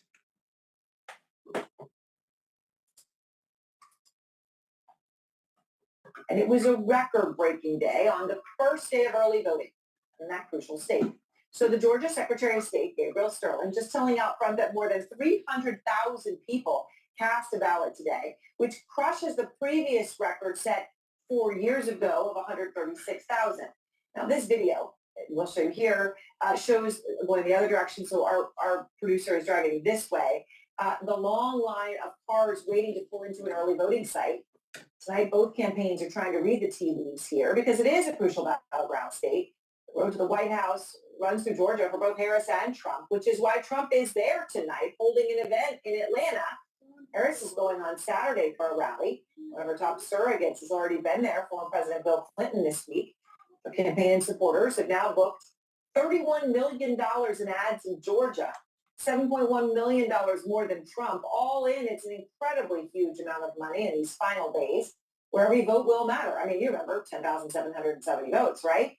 I mean, but when you look at how tight the race is already projected to be this time, the latest poll has Harris at 46%, 45% for Trump. CNN was a polling station in Buckhead, neighborhood outside Atlanta, which has traditionally been a conservative area. And here's what our producers and reporters saw today, is that abortion and immigration were some of the key issues that had people coming out. Could go either way. Here's what one voter told our Nick Valencia. So when I hear on the news all the talk about immigrants doing this and that and all of the... So the very first issue that they start to dive into on what voters are thinking about is abortion. See what I'm pointing? What I said? You have the mainstream media pushing Harris. Democratic Party wants blacks to make sure they vote in a block, stay on the plantation and vote for Democrat, and they want women to be one-issue voters, and it's all about crotch rights. That is the Democratic Party right there. It breaks my heart because I have 2 daughters and I have 2 stepsons, and you know we contribute a lot to America. You could perhaps guess the way her vote went, but long lines, lots of people, and it's unclear. Tonight, immigration is front and center at Trump's rally. Look at what is playing on the screens where he will be speaking, very different than what you just heard. This one's saying your new apartment managers if Kamala is reelected, playing, of course, off of the Colorado gang story. And we're also getting some new numbers tonight from across the nation. So when you look at early voting, I mean, we're in it. And I know we've been saying this, that election day is 3 weeks away, but yet, well, here's the but yet. So far, more than 5 million ballots have been cast across 39 states. I mean, that's really incredible. Kristen Holmes is out front live in Atlanta, where Trump is about to speak. And Kristen, Trump has made no secret that Georgia is one and perhaps the most important state. So this first day of early voting is very, very crucial. What do they see in these numbers? Yeah, look, they're watching this very carefully. And Aaron, I gotta tell you, what's been so interesting being here today. We know what Donald Trump has said about early voting. He has said repeatedly that that people should vote on election day, that there should be paper ballots, while still trying to perpetuate this messaging at the same time that Republicans have said about how critical early voting is. Here, it is very apparent how critical early voting is. Every single speaker has talked about the fact that early voting is happening today. They have implored the people in the audience, if you have not gotten out today, show up tomorrow. You need people to show up and vote. Now, the other interesting thing, spent about the last 30 minutes in the lobby here talking to people. So many people wearing early voting stickers. I asked people, did you do this in 2020? And they said no, and they didn't believe in it in 2020. Interesting change, obviously, between then. And you just heard this behind me. The speaker who just took the stage said that she just cast her ballot for Donald J. Trump. There is such an emphasis on this early voting now, the Republicans, and that is something that behind the scenes, behind Donald Trump's rhetoric, we know has been going on. We know that Republicans have been having a ground campaign in all of these various states to get people to show up and to cast their ballot. That is something that is very clear tonight, very interesting to see because it feels like a real difference between at least talking to the people who are here today who said they early voted than 2020. Yes, certainly so. And obviously, shift. There was more mail-in voting then, but people taking this very seriously. And as you say, at a Trump rally, 4 years ago, he said he didn't trust it. That could be very significant. Well, Kristen, thank you very much. He's at that Trump rally in Atlanta. I want to go to David Axelrod out front now. So, David, when you look at this, record smashed, and, maybe some people who would have cast mail-in 4 years ago now are choosing to vote early. No matter how you look at it, though, these are huge numbers. These are big numbers. These are people turning out. These were lines. And you heard Kristen say how the Trump campaign says that they think this could be good for them, but you see it as a good sign for Harris. Well, yeah, I think, look, you have to analyze where the turnout is. If it's uniform across the state, it means one thing. If it's concentrated in the Atlanta area, probably another. But generally, even with this new emphasis on early voting, Trump had so conditioned Republican voters to vote on election day that they're trying to rip out the wiring now and get them to behave differently. So I think there will be a greater participation of Republicans in early voting, but the degree of it, I don't know. And you'd have to assume, without the more in-depth analysis, that this is more encouraging to Democrats than to Republicans. So when you look at the numbers, more than 300,000 ballots cast today, and Gabe Sterling saying that that's a record, it's more than double what you saw last time around. It's astounding in terms of the increase. So, you heard what Kristen was just reporting from people she saw at that Trump rally. They said, well, they voted this time. They didn't believe in it before, referring to 2020 because of what he said, but now they feel differently. But what do you see in these numbers? I suppose whichever way they go, when you talk about democracy being on the line, as so many people feel, what do you see when you see lines like this? Well, listen, especially because there's been all kinds of barriers discussed, set up, talked about in Georgia, and so to me, this is a statement on the part of people across the state that, hey, we're coming, we're going to vote. We're not going to be discouraged. And that I think is great. Look, I want everybody to vote in an election. I think this is a sacred process that distinguishes democracies from dictatorships. And this is the way we grab the wheel of history and turn it in the direction we think is right. So I'm happy to see people come out. One thing I want to note about this, Aaron, though, a lot of the people who you saw today are people who voted last time. Some of them may have voted early. Some of them may have voted on election day. What is going to be interesting is were there people who voted today who didn't vote at all last time, and what motivated them to vote, and what is their persuasion in this race? So there is a possibility that these Republican voters are coming out early, where people who would have come out anyway, and the same with Democrats, and we just don't know. But I'd say it's mildly encouraging for Democrats, and certainly it's encouraging for democracy that a record is being broken, and it suggests, we'll see whether it has auguries for the turnout in the fall, but it looks like we're headed for another big election. Yeah, well, and there's something to be said. You see those lines in the car. I mean, we're waiting in the car and then inside in the convention center. I don't know. I mean, I see that. You know, something gives you goosebumps. It's amazing. People are choosing to do this and choosing to wait on a day when they don't have to. There's a lot of other days they could still have and not putting it off and doing it. And that is what makes America great. Thank you so much, David. I appreciate it. But she made the statement that democracy's on the line. Some people think democracy's on the line. That's because the Democratic Party has been pushing democracy. We have a constitutional republic. And through a constitutional republic, we have representatives. And we have a constitution that protects the rights and property of the individual. In a 100% democracy, which is what the Democratic Party wants, because they want to rewrite the Constitution or get rid of the Constitution, a democracy is mob rule. And your rights are not protected, and your property is not protected by the Constitution. That's what a democracy is, not a constitutional republic. We have a constitutional republic. Your rights and your property are protected because of the Constitution, not because of mob rule, majority rule. If the majority wanted to take away all the assets from, let's say, New Yorkers, all right? Let's say there was a vote and they said all the buildings ownership is going to be transferred and divvied up to every a percentage of the ownership will be divided up and given to everybody in the country. Let's say, you know, people voted and there were 60% of the population that decided that that's what they want. In a democracy, the ones that own the building would have no recourse and they would lose ownership. But through a constitutional republic, your ownership is protected under the rule of law. This is the problem with the Democratic Party, because if you take it to its full extreme, you will lose rights that are guaranteed in the Constitution.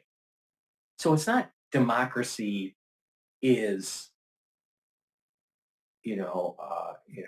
that democracy is going to be, falling at the wayside if the Republican Party gets into office. It's quite the opposite. The Democratic Party wants to get rid of the Constitution. The Democratic Party wants to rewrite it. They want mob rule. Hence, get rid of the Electoral College, because getting rid of the Electoral College is one step closer to mob rule. Getting rid of the Constitution or rewriting it is another step towards mob rule. Now, through mob rule, you're going to get a one-party system. Through mob rule, you're going to get extreme socialism. And then just look at the names. Just look at the name. It tells you a lot about the soul of the party. Republican Party, Democrat Party. A Republican ethos is representative government with the support of the Constitution protecting your civil liberties and your property rights. The Democratic Party doesn't represent that. They represent what does the majority want. And that is fleeting. That changes. The zeitgeist changes much more rapidly with mob rule. So is democracy on the line? From the perspective of the Republican Party, democracy is on the line if a Democrat gets into office and they want to rewrite the Constitution and turn it into mob rule. From the Democratic's perspective, democracy is on the line because if a Republican gets into office, the Democrats can't push their fucking agenda. But the way she phrased it, it made it seem as though the Republicans are, somehow taking away democracy. In a way, the Republicans is preserving our constitutional republic. Fucking hate, I'll tell you, these people just... And she obviously is a never Trumper too. And she started her career in the finance news on CNBC. And she can't see that Trump's economic policy is far better than Harris's economic policy. She's a never Trumper. That's what it is.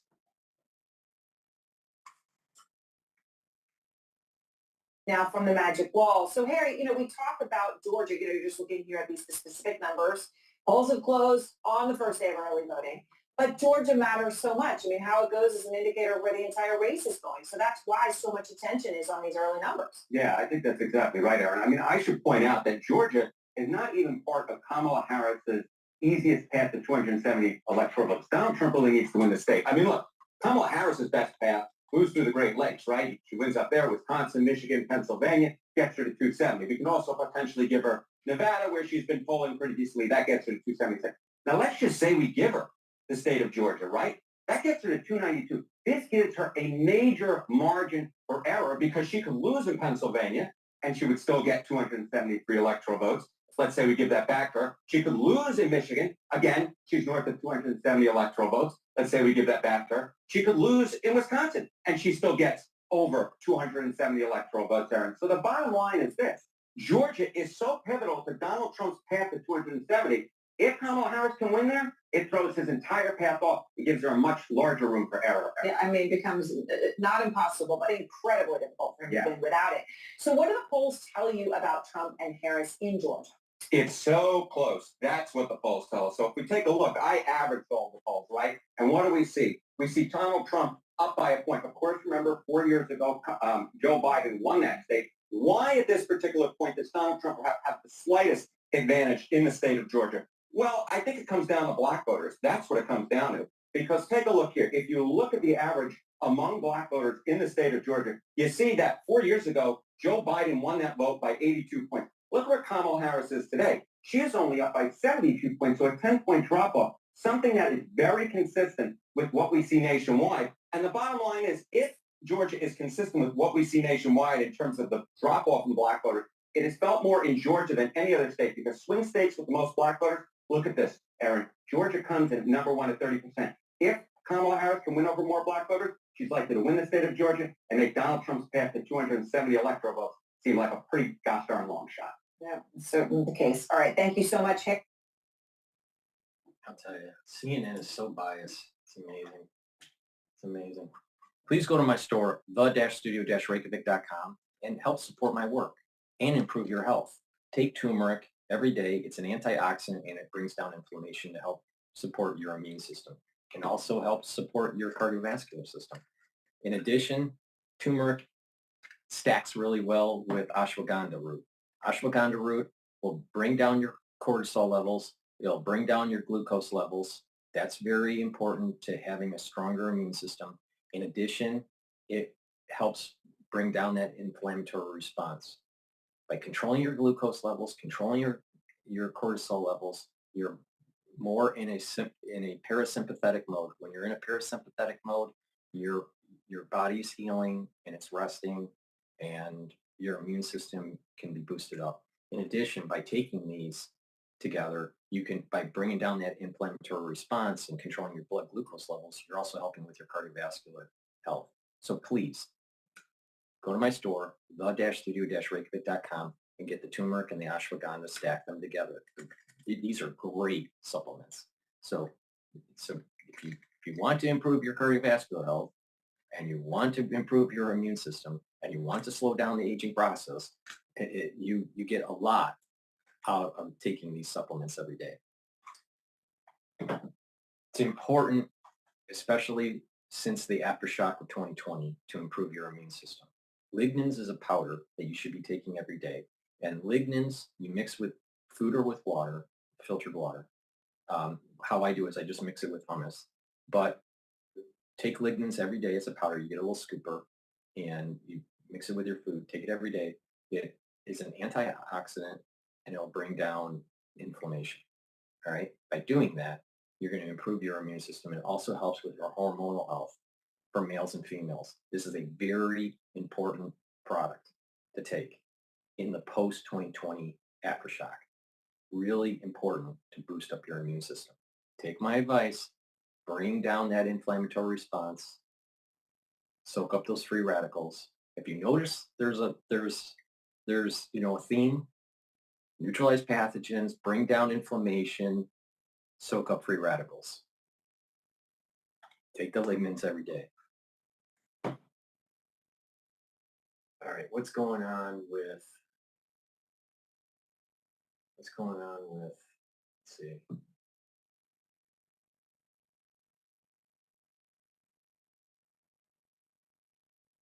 Okay, this is Brett. Brett is going to be interviewing Harris, I think, tonight.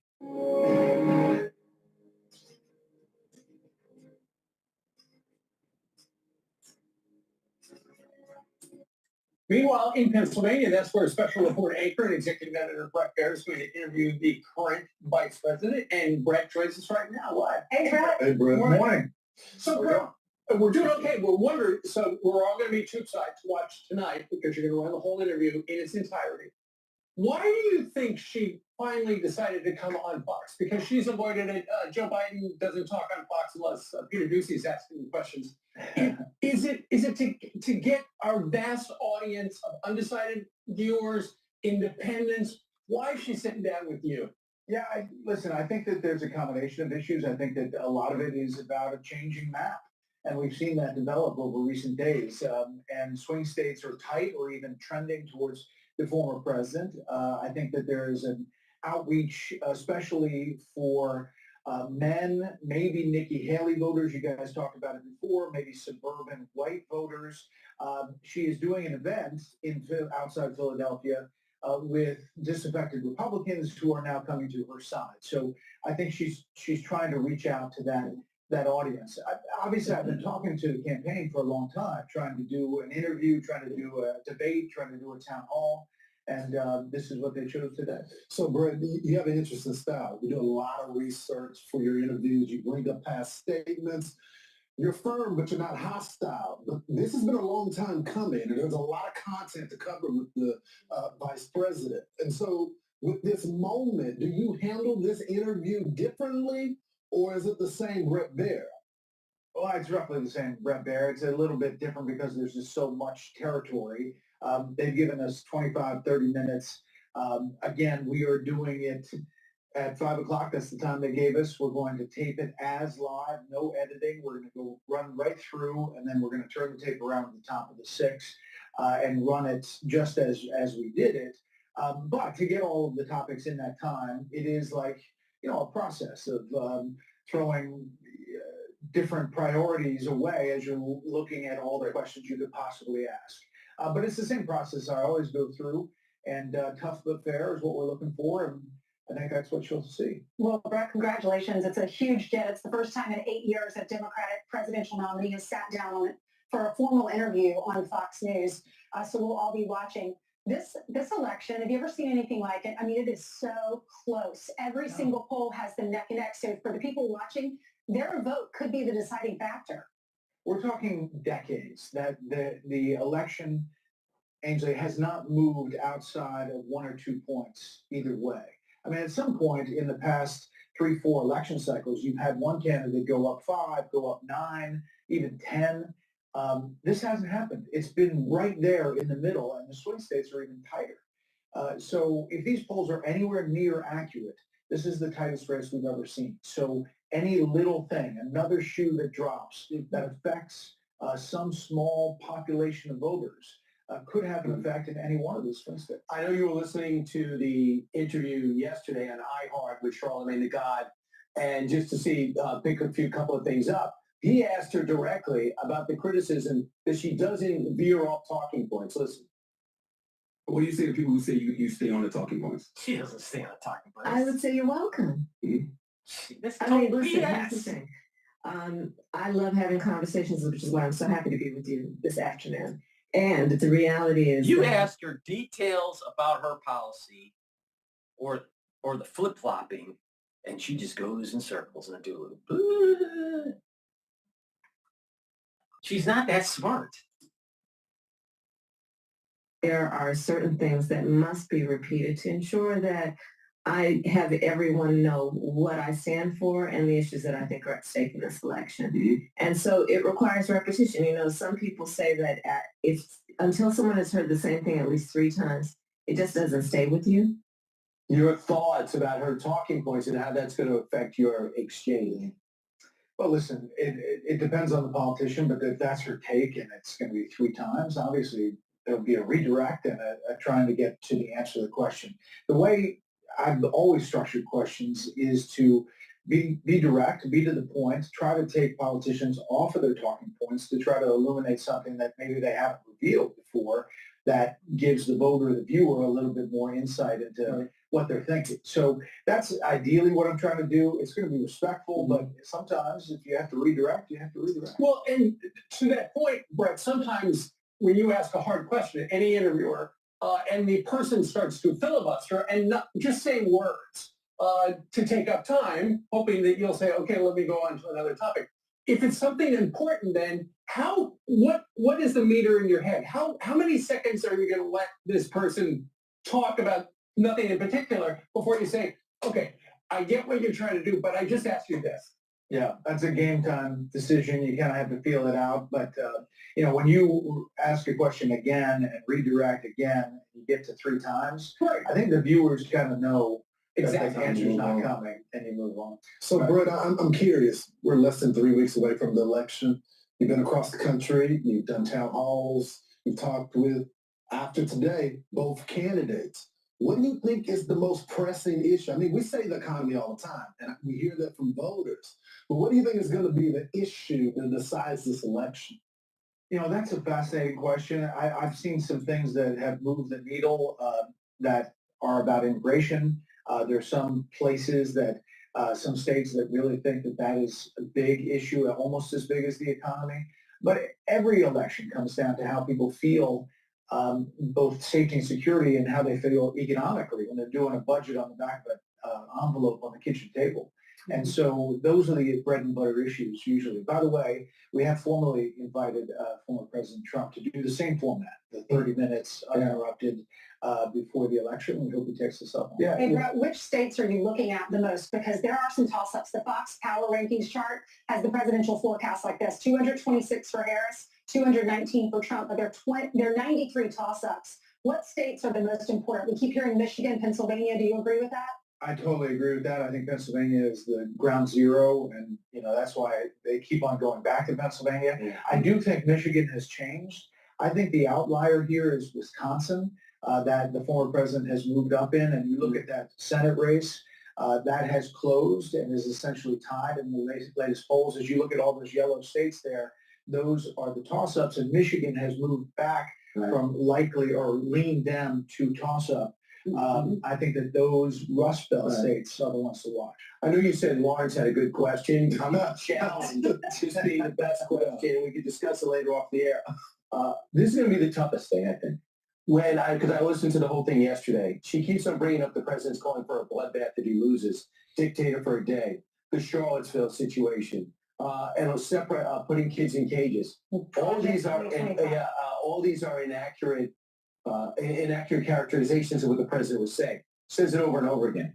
As an interviewer, without, you're not a moderator, you're an interviewer. When she says something inaccurate about her opponent, are you going to feel compelled to correct? Fact check. It's a different thing. You're not a moderator. And a moderator, you're trying to stay out of it, let the candidates kind of do their own fact checking. Ideally, you don't want to be the story. In an interview, it's one-on-one. And if you go down those roads, it's not about defending Donald Trump. It's about defending, the accuracy of the statements. So, we'll see how it goes. But I think that I'd probably step in. Did you like that better than Lawrence's question? I think it was close. It was a close second. Want to talk about it off the air? Brett, your interview tonight, one of 2 highlights this week. Okay, the interview with Bret Baier tonight at 6 o'clock Eastern time. You're going to sit down for at least about a half an hour with the current vice president. People are going to tune in for that. The other thing this week that I think is going to be the picture of the week, and one of the pictures that will go down in the history of this entire campaign, will be when Donald Trump goes to McDonald's because he says he's going to work the French fryer in a couple of days. I think he's a McDonald's connoisseur, so maybe he knows his way around the fryer. I don't know. He's been behind the counter. This is going to be great. Yeah, a lot of people. He does not think Harris actually worked there. Maybe we'll find out tonight. I'm not sure.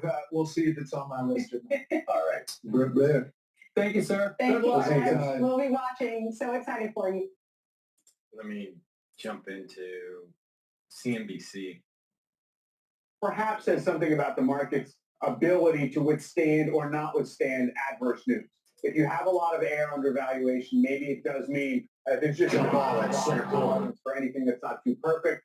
And usually there's some kind of payback. But I agree with the general premise, and as I've been saying, valuation reckonings usually don't happen if the Fed is easing into a decent economy with earnings rising. So I'd also point out, very long term, valuations have had a secular move higher. We are at an extreme historically, but we keep getting to more extreme extremes. So I don't know exactly how to scale that if you're looking back a long ways. Mike, we'll talk in a little bit. Thanks, Mike Santola, kicking off this hour. Let's stick with the markets. Our next guest does remain, quote, tactically bullish on equities, despite calling for the S&P to end the year at 5,600 or so. Joining us here at Post 9 this morning is Rob Rowe, Citi's U.S. Regional Director of Research and Head of Global Strategy. Great to have you back, Rob. Thanks, Carl. So you've not been tempted to increase your year-end targets like some of your peers lately. No, but I mean, we do see a little more appreciation in 2025 as well. We're tactically bullish for a number of reasons. We think that there's still a lot of inflows coming into the market. There's also the tech recovery continues. We think you should be selective there. And also we're going into the elections, but for the most part, it's because markets have been pricing in a soft landing. And so we think that may continue for a little bit before we get to year end. Who do you think the marginal buyer of an equity is right at this point? Is it money coming off of money market funds? Or I think so. I think there's a bit of that of having to get invested. How about earnings? Do you see what's your growth look like for next year? So I mean, earnings may be challenged here a little bit. When we look at 5-year free cash flow averages, they're peaking. So we would be challenged by earnings a little here, and we'd have to, the hurdle rates are going to be higher for you to get to a higher valuations. So that's one of the challenging parts of the market right now. The election, do you think that's factoring in at all?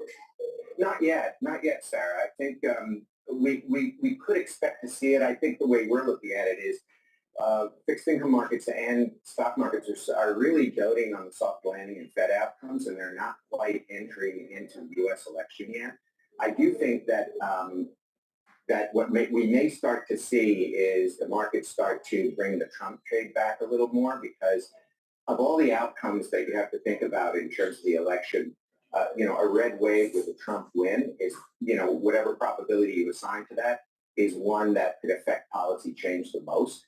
And so I think clients will start to, or institutional clients will start to hedge that a little more as we get closer to the election. Do you think that's why we're seeing a move in small caps, I wonder, higher? Because if you look at the biggest beneficiaries of lower corporate taxes, for instance, and deregulation, I would think it's some of those smaller domestic companies. Yeah, Sarah, I think you're right there, but I think that's also the effect there is also the soft landing, pricing in a soft landing for the economy. So I think small caps could benefit from that as well. So it's partially the election, but it's also, or a potential election outcome, but it's also, it also has to do with, the soft landing as well, if it happens. You mentioned tech, and I know you've been overweight semis, for example. Did this news this week about ASML and worries about new plants and upgrades ex-AI do anything to change that house view? The house view on AI, I think, we still feel that AI has legs. And as you know, last time I was here, I was big on the digital transformation of the economy, and we're seeing it, especially with the demand for nuclear energy and power grid. I think we have to be selective here. We like semis still here, as a recovery play, but we're kind of underweight on software. So, we have to play that. We would even be more selective with the Mag 7. And then we're looking at this table here of your view on crude, where the polarity between 50 and 100 and all the good arguments you can put together to argue for both at this moment. What we did there is we upped our bull case to $125 a barrel in the event that geopolitical issues really get out of hand. And even though Israel said they wouldn't be striking any of the oil areas, there's no telling how that could play out. We're actually bearish. So our year-end target is $74 on Brent. So oil just went barrel, below and then 70. It goes to 65 next year. I think we're really pretty much in consensus with that. Maybe we're a little more bearish, but we did have to up our bull case scenario in case of geopolitical. Where it's very difficult to we would avoid it too. Right. Finally, yeah, we made the point this morning that there have been some negative pre-announcements out of European corporates. Right? We mentioned ASML, LVMH, Ferragamo, Mercedes, the automakers there, Stellantis haven't been lighting the world on fire. Do you see asymmetry between corporate sentiment in Europe versus U.S.? So I think in the U.S. we're anticipating more issuance, and we think that that spreads here could be well supported. In Europe, I think it depends on the ECB and how they handle the situation in the economy there, which is a little more dire than it is here in the U.S. And I think in that regard, you'd have to see an uptick in manufacturing PMIs, or I think you could still see softness. Right. Well, we'll see what we get out of those guys tomorrow. Yeah. Rob, as always, thank you. Great to have you in. Rob Grove City. Yeah, and former ECB President John Cottrell coming up this hour. Also, still to come, Okta CEO Todd McKinnon ahead of his keynote at the company's Investor Day. Shares of the So I'd like to play Israeli news that was published 9 minutes ago. So please go to my store, the-studio-reykjavik.com. Link is in the description of this video. Take NAD+. NAD+ is a supplement that will increase your energy levels. It will help with repairing your DNA because this supplement helps the repair mechanism to repair DNA. As we get older, we have more DNA damage. In addition, this helps to improve your neural health. So as we get older, that's really important. So I've been saying, part of the whole idea of slowing down the aging process and to have more vitality is to take supplements that improve your neural health. NAD+ will do that. So NAD+ boosts up your energy levels, helps to repair DNA damage, and helps to improve the health of your neurons. Please take NAD+ every day. Vitamin K2, MK7, will help with your bones and also your cardiovascular system. Please take this every day. Take it with D3, vitamin D3. NAC is a great supplement that I've added to my protocol. The reason why is that it brings up your glutathione levels. Your glutathione pathway helps to soak up free radicals differently than, let's say, C60. This is synergistic with C60. So if you're attacking and soaking up those free radicals in different ways, it's synergistic and through that stacking. So please take NAC every day, boost up those glutathione levels, soak up those free radicals. NAC also detoxifies your liver and your kidney. And this helps to reduce anxiety. So this will get you into a parasympathetic mode that will help with the healing process and better immune system. Please take NAC every day. All right, let's play what was published by TV7 Israel News.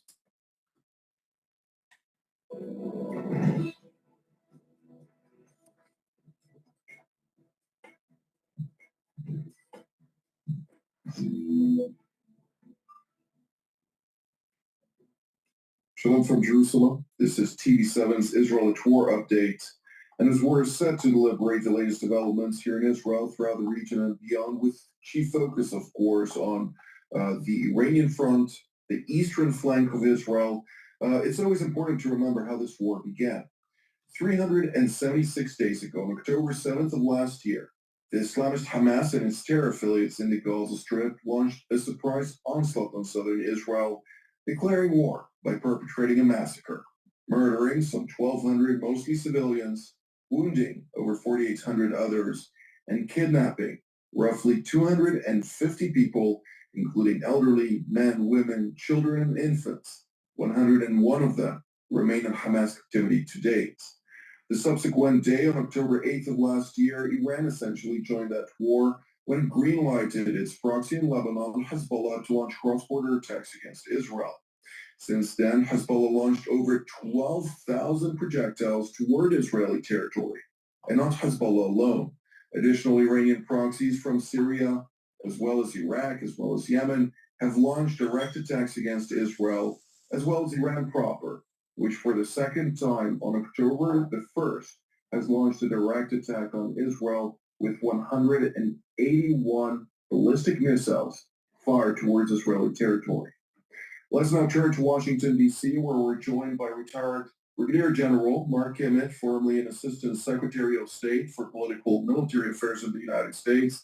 It's always a pleasure to have you here, General Emmett. It's a pleasure indeed. I'd like to ask you particularly on the visit earlier today by the Iranian Foreign Minister Abbas Araghchi in Jordan, Amman, with his Jordanian counterpart, Ayman Safadi, during the course of which they discussed, of course, the anticipated Israeli retaliatory strike against Iran, which may occur at any given moment. What can you tell us about that? He is also set, of course, to travel later in the day towards Egypt for his counterpart in Cairo. Well, first of all, the issue of airspace came up, and the issue of Jordanian participation in the counter-drone operation, counter-missile operation against Iran came up. I mean, his first visit was to Iraq, and now to Jordan, and I don't think that's coincidental. I think what they're trying to make sure is that Israel does not have an opportunity to use Jordanian airspace or get Jordanian assets to participate in a direct attack against Iran. I think in general, the subject of the regional dynamics is what was and will be discussed with Egypt. I think this is a charm offensive going on by the Iranians that are trying to characterize themselves as peaceful neighbors, that this is all being provoked by Israel. I think they're doing their absolute best as well to start the old anti-Semitic view of the region and trying to turn the clock back to 1948. I don't think they're going to be successful. I don't think they're going to be able to drive a wedge in the alliance between the United States, Jordan, and Egypt, and certainly not the increasing move towards rationalization and diplomatic renewal with Israel.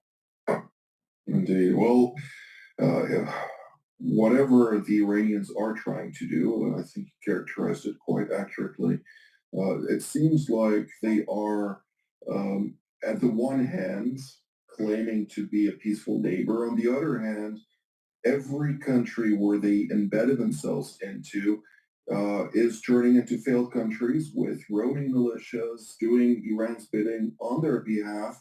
And not only that, we see that the last strike on October 1st by the Iranians against Israel included also a couple of those projectiles landing in Jordanian territory, claiming the lives of Jordanian people. It occurred also in the previous attack on the night between the 13th and 14th of April. Go ahead, General. Yeah, I just don't know what the Iranians have on offer. There's not much that they can bring to the table. They certainly can't bring money to the table. They certainly can't bring a long cultural alliance with these countries to the table. So frankly, I have no idea. It almost is a charm offensive that has been developed out of desperation rather than any kind of meaningful relationships that they're offering. Indeed. Well, that's a big question mark. That should be referred to them, of course. But let's now turn elsewhere here in Jerusalem, where we're joined by Mr. Oli Saschal, the head of the research department at the Israel Defense and Security Forum. It's good to see you all. I'd like to double down on that question and actually ask you, to what degree is Israel closely monitoring those various meetings that the Iranians are engaged in, and what can we learn from this tour, namely, and started, of course, in Lebanon, then it continued to Syria, as General Kim also mentioned, Iraq, Saudi Arabia, Qatar, now Jordan, and soon also Egypt. It seems like the Iranians are very stressed ahead of what Israel may unleash upon it. Absolutely. You can smell and witness the sweat from the Iranian regime over the course of these days because they're witnessing their regional assets being decimated one after the other, which leaves them ever more vulnerable for a potential attack.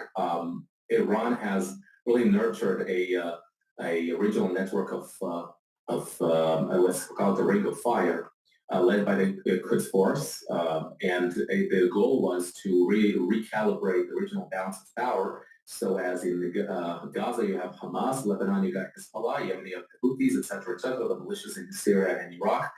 And then one by one, Israel is hitting them very hard to the point where they become irrelevant, really, on the battlefield. And so if I were the regime in Tehran, I would monitor closely what my plans are for a possible future clash with Israel. The only hope they may have is, of course, the upcoming U.S. election. Israel's calculations are very much likely to be affected by it.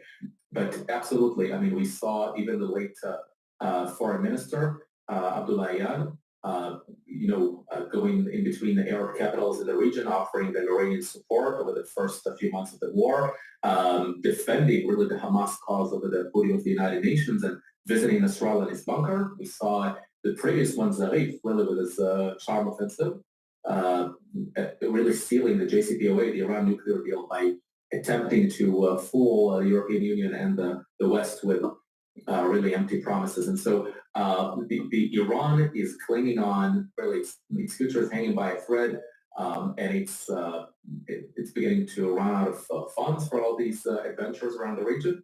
I would monitor closely the way Iran handles its oil exports, and probably a good place to start would be to moderate the Chinese influence in the Iranian market, buying literally practically 100% of Iran's oil exports. All these things really play into the calculations of the Iranian regime right now.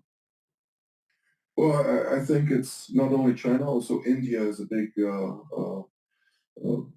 market that is very keen on Iranian oil for obvious cheap oil. I'd like to be able to exploit that situation as something that many countries would like to do. But in any event, when we're looking at the various countries in the region, General Kim, what can we hear from the various leaders, both in countries such as Jordan and Egypt, as well as Saudi Arabia, which are not necessarily friendly to Iran? Of course, publicly they'll voice their respects, but behind the scenes they are clearly adversaries. While on the other hand, you have countries like Iraq, which are between, as you mentioned also in yesterday's update, the rock and the hard place. Sudani is very keen on maintaining his country's sovereignty and territorial integrity. Nevertheless, he is faced with deepening challenges, also with an increase of Iranian influence over the country. Well, first of all, in the remainder of the region outside of Iraq, I think the silence is deafening. The fact remains that most of the countries don't want to stir up their streets by trying to take a hard position one way or the other against the cause of inside of Gaza and elsewhere. Quietly, of course, they're rooting on what's happening with the terrorist groups and with Iran. But they are also pretty much hunkered down, waiting for the anticipated Israeli attack. Don't seem to want to speak out either pro or for the attack. So I think at this point, like we've seen so many years, when there are major issues in the region that don't directly affect themselves or their regimes, they keep their heads low and for the most part, their mouths shut. Well, I'd like to actually follow up on the Iraqi front, since in January of 2021, we heard the RGC commander or the commander-in-chief, Hussein Salami, come out and declare that the core objective of Iran for the next 4 years during the Obama-Harris administration would be to oust the United States from Iraq. Now the United States and the Pentagon has announced an end to Operation Inherent Resolve, if I'm not mistaken, in Iraq proper. As somebody whose expertise are second to none with regard to Iraq, what can you tell us about that and clarify to us the various complexities in that equation, since it doesn't necessarily mean that the United States is moving out, is it? Yeah, first of all, I wouldn't consider myself an expert on Iraq. I just spent a lot of time there. There are a couple of things that came up with this agreement. I think it's important to understand that prior to 2014, we, the U.S., had a bilateral relationship with Iraq, a bilateral military relationship that had basically replaced the multinational mandate that we had in 2009. So between 2009 and 2014, there was a U.S. military presence, mostly the advisory and the assistance capacity. And it was only until 2014 when ISIS was barreling down on Iraq and Baghdad that the Iraqis reached out to us to reverse the decision that had been made by Obama and said, please come back and help us with ISIS. Well, it's a natural consequence that 10 years later that there would be less of a need for a U.S. combat military presence inside of Iraq to fight ISIS, which is barely a terrorist group inside of Iraq, numbering in the low hundreds. What we have stayed there for, and a very, very small contingent of about 2,500 troops, is to fight ISIS in Syria.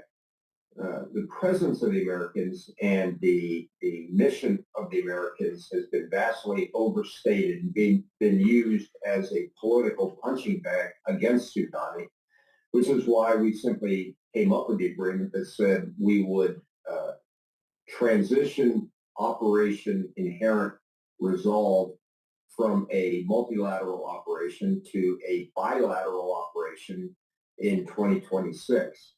It may mean little or nothing depending upon how the political opposition to Sudani or whoever is successful will be at that point. The fact is that, you know, below the surface, everybody wants the Americans to stay primarily because it's a stabilizing factor, even if it's only 2,500 as opposed to the 150,000 that we had in 20 years ago. It's more symbolic than it is functional, and I would not necessarily concern ourselves too much on the absence of the Americans because, number one, they're not really there in large numbers at present, and number two, they're really not being thrown out or leaving. We'll probably maintain about 1,000 plus in Iraq, although primarily in Erbil.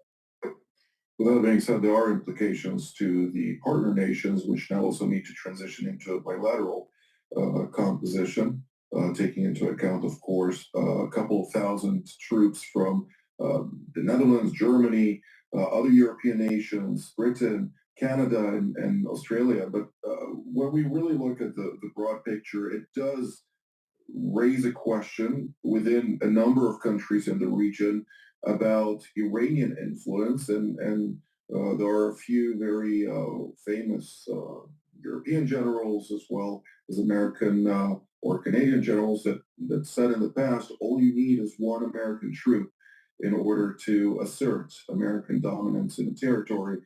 Of course, the question whether or not that is true also for the Middle East these days is another thing. But Mr. Isaskal, when we're looking at Israel, Before he goes to his next question, please go to my store, the-studio-reykjavik.com. Get the good night formula. The world's in chaos. You probably have problems sleeping. So you want to have good sleep. Why? You need good sleep to consolidate memory, to detoxify your body, and to have the energy levels that you need when you wake up in the morning. chronic sleep deprivation can lead to early onset of dementia. Why? Because you're building up toxins in your central nervous system that you need to get rid of. In addition, your memory, it won't consolidate if you are sleep deprived, and therefore memory loss will increase. So please go to my store, the-studio-reykjavik.com, get the good night formula. Take it every day so you get a good night's sleep. You get the 3 cycles of REM sleep. You get the deep sleep. You can consolidate your memory. You're detoxifying your neurons and your central nervous system. In addition, you'll be well rested. Olive leaf extract. This is a dual purpose product. This will help with your immune system and your cardiovascular system. How? By bringing down inflammation and by improving your lipid profile. Olive leaf extract will lower your LDL levels and increase your HDL levels. So please go to my store, the-studio-reykjavik.com. Get this dual purpose product. Take it every day to improve your cardiovascular health and your immune system. And lastly, digestive enzyme complex, really important. As we get older, our pancreas doesn't perform as well. Digestive enzyme complex has enzymes in it that'll break up carbohydrates, proteins, and lipids. In addition, by being able to break up that stuff, you'll be able to absorb your nutrients better. And you're lowering the stress on your pancreas. And this will break up glycoproteins. That was pretty important in 2020. And this is why I told people to take digestive enzyme complex. In addition, it has bromelain in it, and it breaks up clots. In the post-2020 era, clot formation, it seems to be prevalent. So it's important to break up those clots. So bromelain in here is fibrinolytic, and it'll help to break up clots. In addition, this is synergistic with nattokinase. So please go to my store, the-studio-reykjavik.com, and get the digestive enzyme complex. You should be taking this every day, just for your pancreatic health.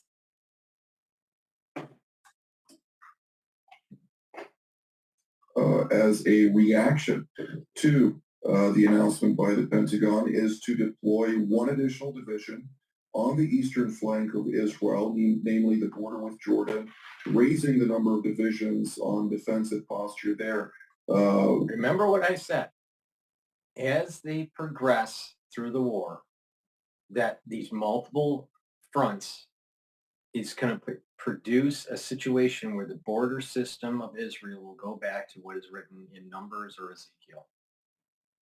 Now, exactly where the border is in question based on the scholars, but it's much bigger than what Israel is right now.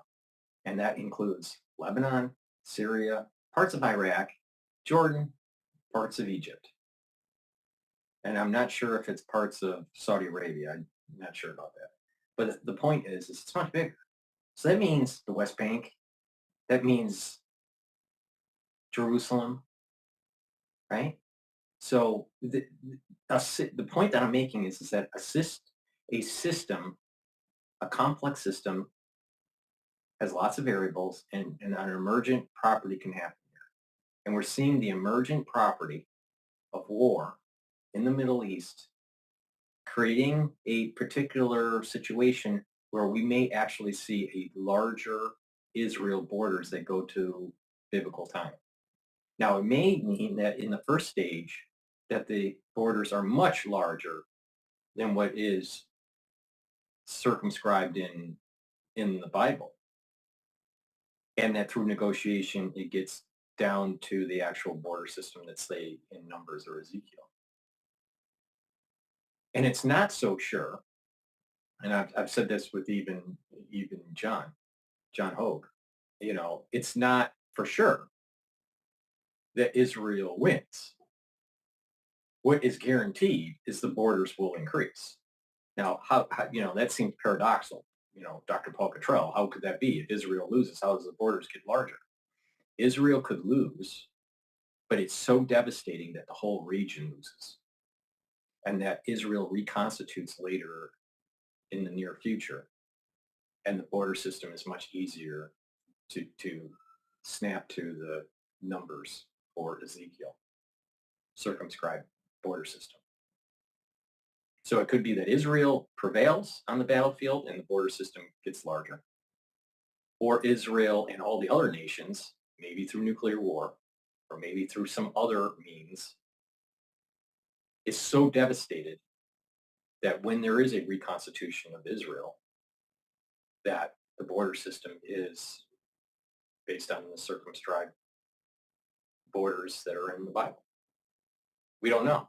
We don't know. It's possible that Israel loses. But I know this for a fact. The border system is going back to the biblical times. There's no doubt about that.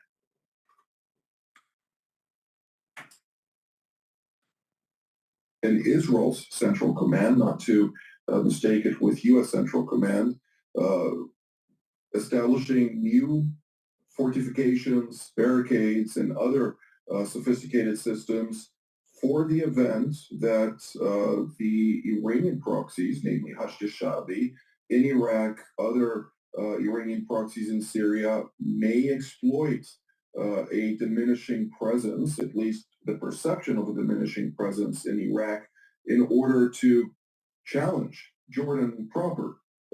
What should we learn from such a move? Well, Iran has recognized that Jordan is an easy prey, and to judge by the success they managed to sway Sunni Hamas in Gaza and the Palestinian Islamic Jihad, also a Sunni group. This is the point that I'm making, that there's an emergent property that's starting to happen where it is not out of the realm of possibility that Israel gets east of the Jordan River and a total control of the West Bank. Something is emerging here. Here, whereby sworn enemies like Shiite and Sunni actually could collude in favor of targeting Israel. And this does not fall short of Palestinian presence in the Kingdom of the Jordan, where estimates say over 80% of the population is Palestinian, and the Hashemite royal house is really hanging by a thread as it is. Israel has been attempting to moderate this. And remember, United States has King Abdullah from Jordan. All right, and this whole idea of kings and stuff is so passé. But the thing is that he spoke at the UN General Assembly, basically aligning himself with the Palestinians and not with Israel. And I said at the time when I was doing the recording, when he was speaking, that there was going to be a curse on his family, on his country. All right? It's not out of the realm of possibility of these borders going back to biblical times. This wasn't just for a particular time. This was for all time when the temple is to be rebuilt, especially this third go-around. This is supposed to usher in a new era of peace and prosperity for everybody. But to get there it's going to be tumultuous. So we're seeing, people are thinking, oh, just the 1948 border or the 1960 whatever border or whatever border. It's not that. It's what's in Numbers or Ezekiel. That's where this border system's going. It has nothing to do with international policy or boundary systems that were drawn up, during World War I or, after World War II. It has nothing to do with that.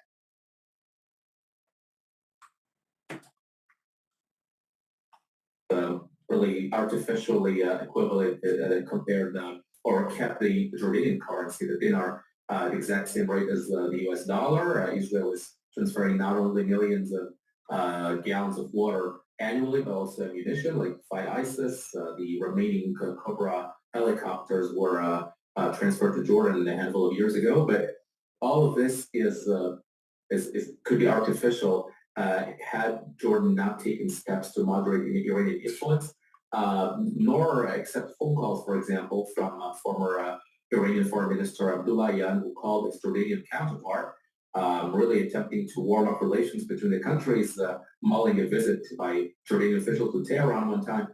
All these things really show us that Iran is interested to widen its scope. Jordan has Israel's longest border, 500 kilometers. it is under its auspices really a whole host of illegal weapons flow into Judea and Samaria, arming Palestinian armed groups. All these things, on the one hand, Israel is interested in maintaining a stable Jordan. On the other hand, it really does, as you just mentioned, have to maintain control of the border. Otherwise, it could lose control over what's flowing from the Jordanian border, even risking opening a new front in a very extreme scenario of Jordan losing control over Iranian influence in its midst. Thank you, Mr. Cottrell. General Kimmett, We're seeing it play out in real time what I predicted in early October of 2023. It's playing out in real time. Point to this? Yeah, I would simply say I wouldn't be too concerned about a ground invasion coming out of Iraq, primarily because although it is not heavily publicized, it is in the public domain. There's a very, very large American presence in Jordan that has been there on near the Iraqi border for years and years, primarily in support of Operation Inherent Resolve, but also to conduct other activities both in Iraq and Syria. So as long as that force is there, I don't think there's any concern about it. Number one, a land invasion from Iraq, and number two, any suggestion that there will be an internal military coup that could take over the Hashemite leadership. The United States is there not only economically to prop up their economy, but also militarily to prop up their defense. Indeed. I wasn't sure if it was public knowledge or not, so I'm happy you cleared that part. Let's move to the northern front. Lebanon, we're seeing continued fighting in a phone conversation between French President Emmanuel Macron and Israeli Prime Minister Benjamin Netanyahu. The French leader calls upon Israel to basically establish a unilateral ceasefire, granting Hezbollah leeway, basically, to survive this without too much damages. With that, of course, we at least I remember back in 2023 when France backed the Lebanese government in trying to push the extension of the UNIFIL mandate to establish new constraints on UNIFIL that would demand of it to coordinate any move to inspect certain sites of Hezbollah or suspected sites where Hezbollah was roaming, something that was ultimately pushed back and this is a great point. By the United States. All right, the UN puts forces, blue helmets, in that border at the 1701 resolution. So near the border between Israel and Lebanon. They were supposed to do a job, and that is to make sure that area was demilitarized. Now, that took place, I'm not sure when the resolution happened, but the war was in 2006. So they've been there for, quite a while, more than 10 years. But Hamas, or Hezbollah, was able to build tunnel systems in this demilitarized zone. Why didn't UNIFIL do their damn job? Because they didn't. They let Hezbollah dig in. Now, they're whining that the Israelis are telling them, get out of the frickin' way because you're in the crosshairs as the Israelis are trying to hunt down Hezbollah. UNIFIL didn't do their damn job. They didn't demilitarize the zone. But they want to demonize Israel. Another frickin' clusterfuck from the UN. Germany and others. But I'd like to ask you, General Kimmett, if we start with this aspect, what are we to expect in Lebanon since the complexities there are very old? It seems like the alternative forces need Hezbollah to be even weaker in order to really establish a possible alternative to that powerful militia. which may be bleeding, but it's certainly not dead. First of all, it's for others to explain what's going to happen in Lebanon in the future. I don't have a crystal ball. The fact remains is I think the United States continues to support Israeli activities inside of Lebanon up to a point. I think the United States would prefer to see the Israeli ground forces not go beyond the Litani River. Obviously, we've heard of late some concerns coming out of the White House about humanitarian concerns, both in Gaza and inevitably they will come towards focusing on Lebanon. Although one wonders if that's political gambit between now and the election or if that's actually serious. But I think at this point, the United States is more than happy to continue to support the defense of Israel from rockets and missiles coming from Hezbollah inside of Lebanon. Relatively passive on the issue of movement of Israeli forces north towards the Litani River. Probably would be a little concerned if it looked like this was going to be a repeat of the Second Lebanon War by crossing the Litani and going further north into Beirut. Of course, General Kimmett is referring to the letter sent by Secretary Antony Blinken and Secretary Lloyd Austin to their counterparts in Israel, in which they basically threatened, unless there is a better flow of humanitarian aid into the northern Gaza Strip, the United States may reevaluate its military support for Israel. So close to the election, it's my guess, as good as any, that it has a political dimension to it. Go ahead, General. Yeah, I would say that I'm surprised that hasn't been mentioned before by the administration because that's actually a congressional requirement, not an executive branch. The executive branch has probably been holding back on adhering to that law that we commonly know as the Leahy Law, which says that any suggestion of human rights violations, any credible allegations of human rights offenses requires the country that is receiving American aid to no longer receive direct U.S. military support, except under extraordinary circumstances. I think they're getting pressure from the left wing inside of Congress as well to take off that emergency circumstances, get out of jail free card, but obviously it could be for political purposes as well.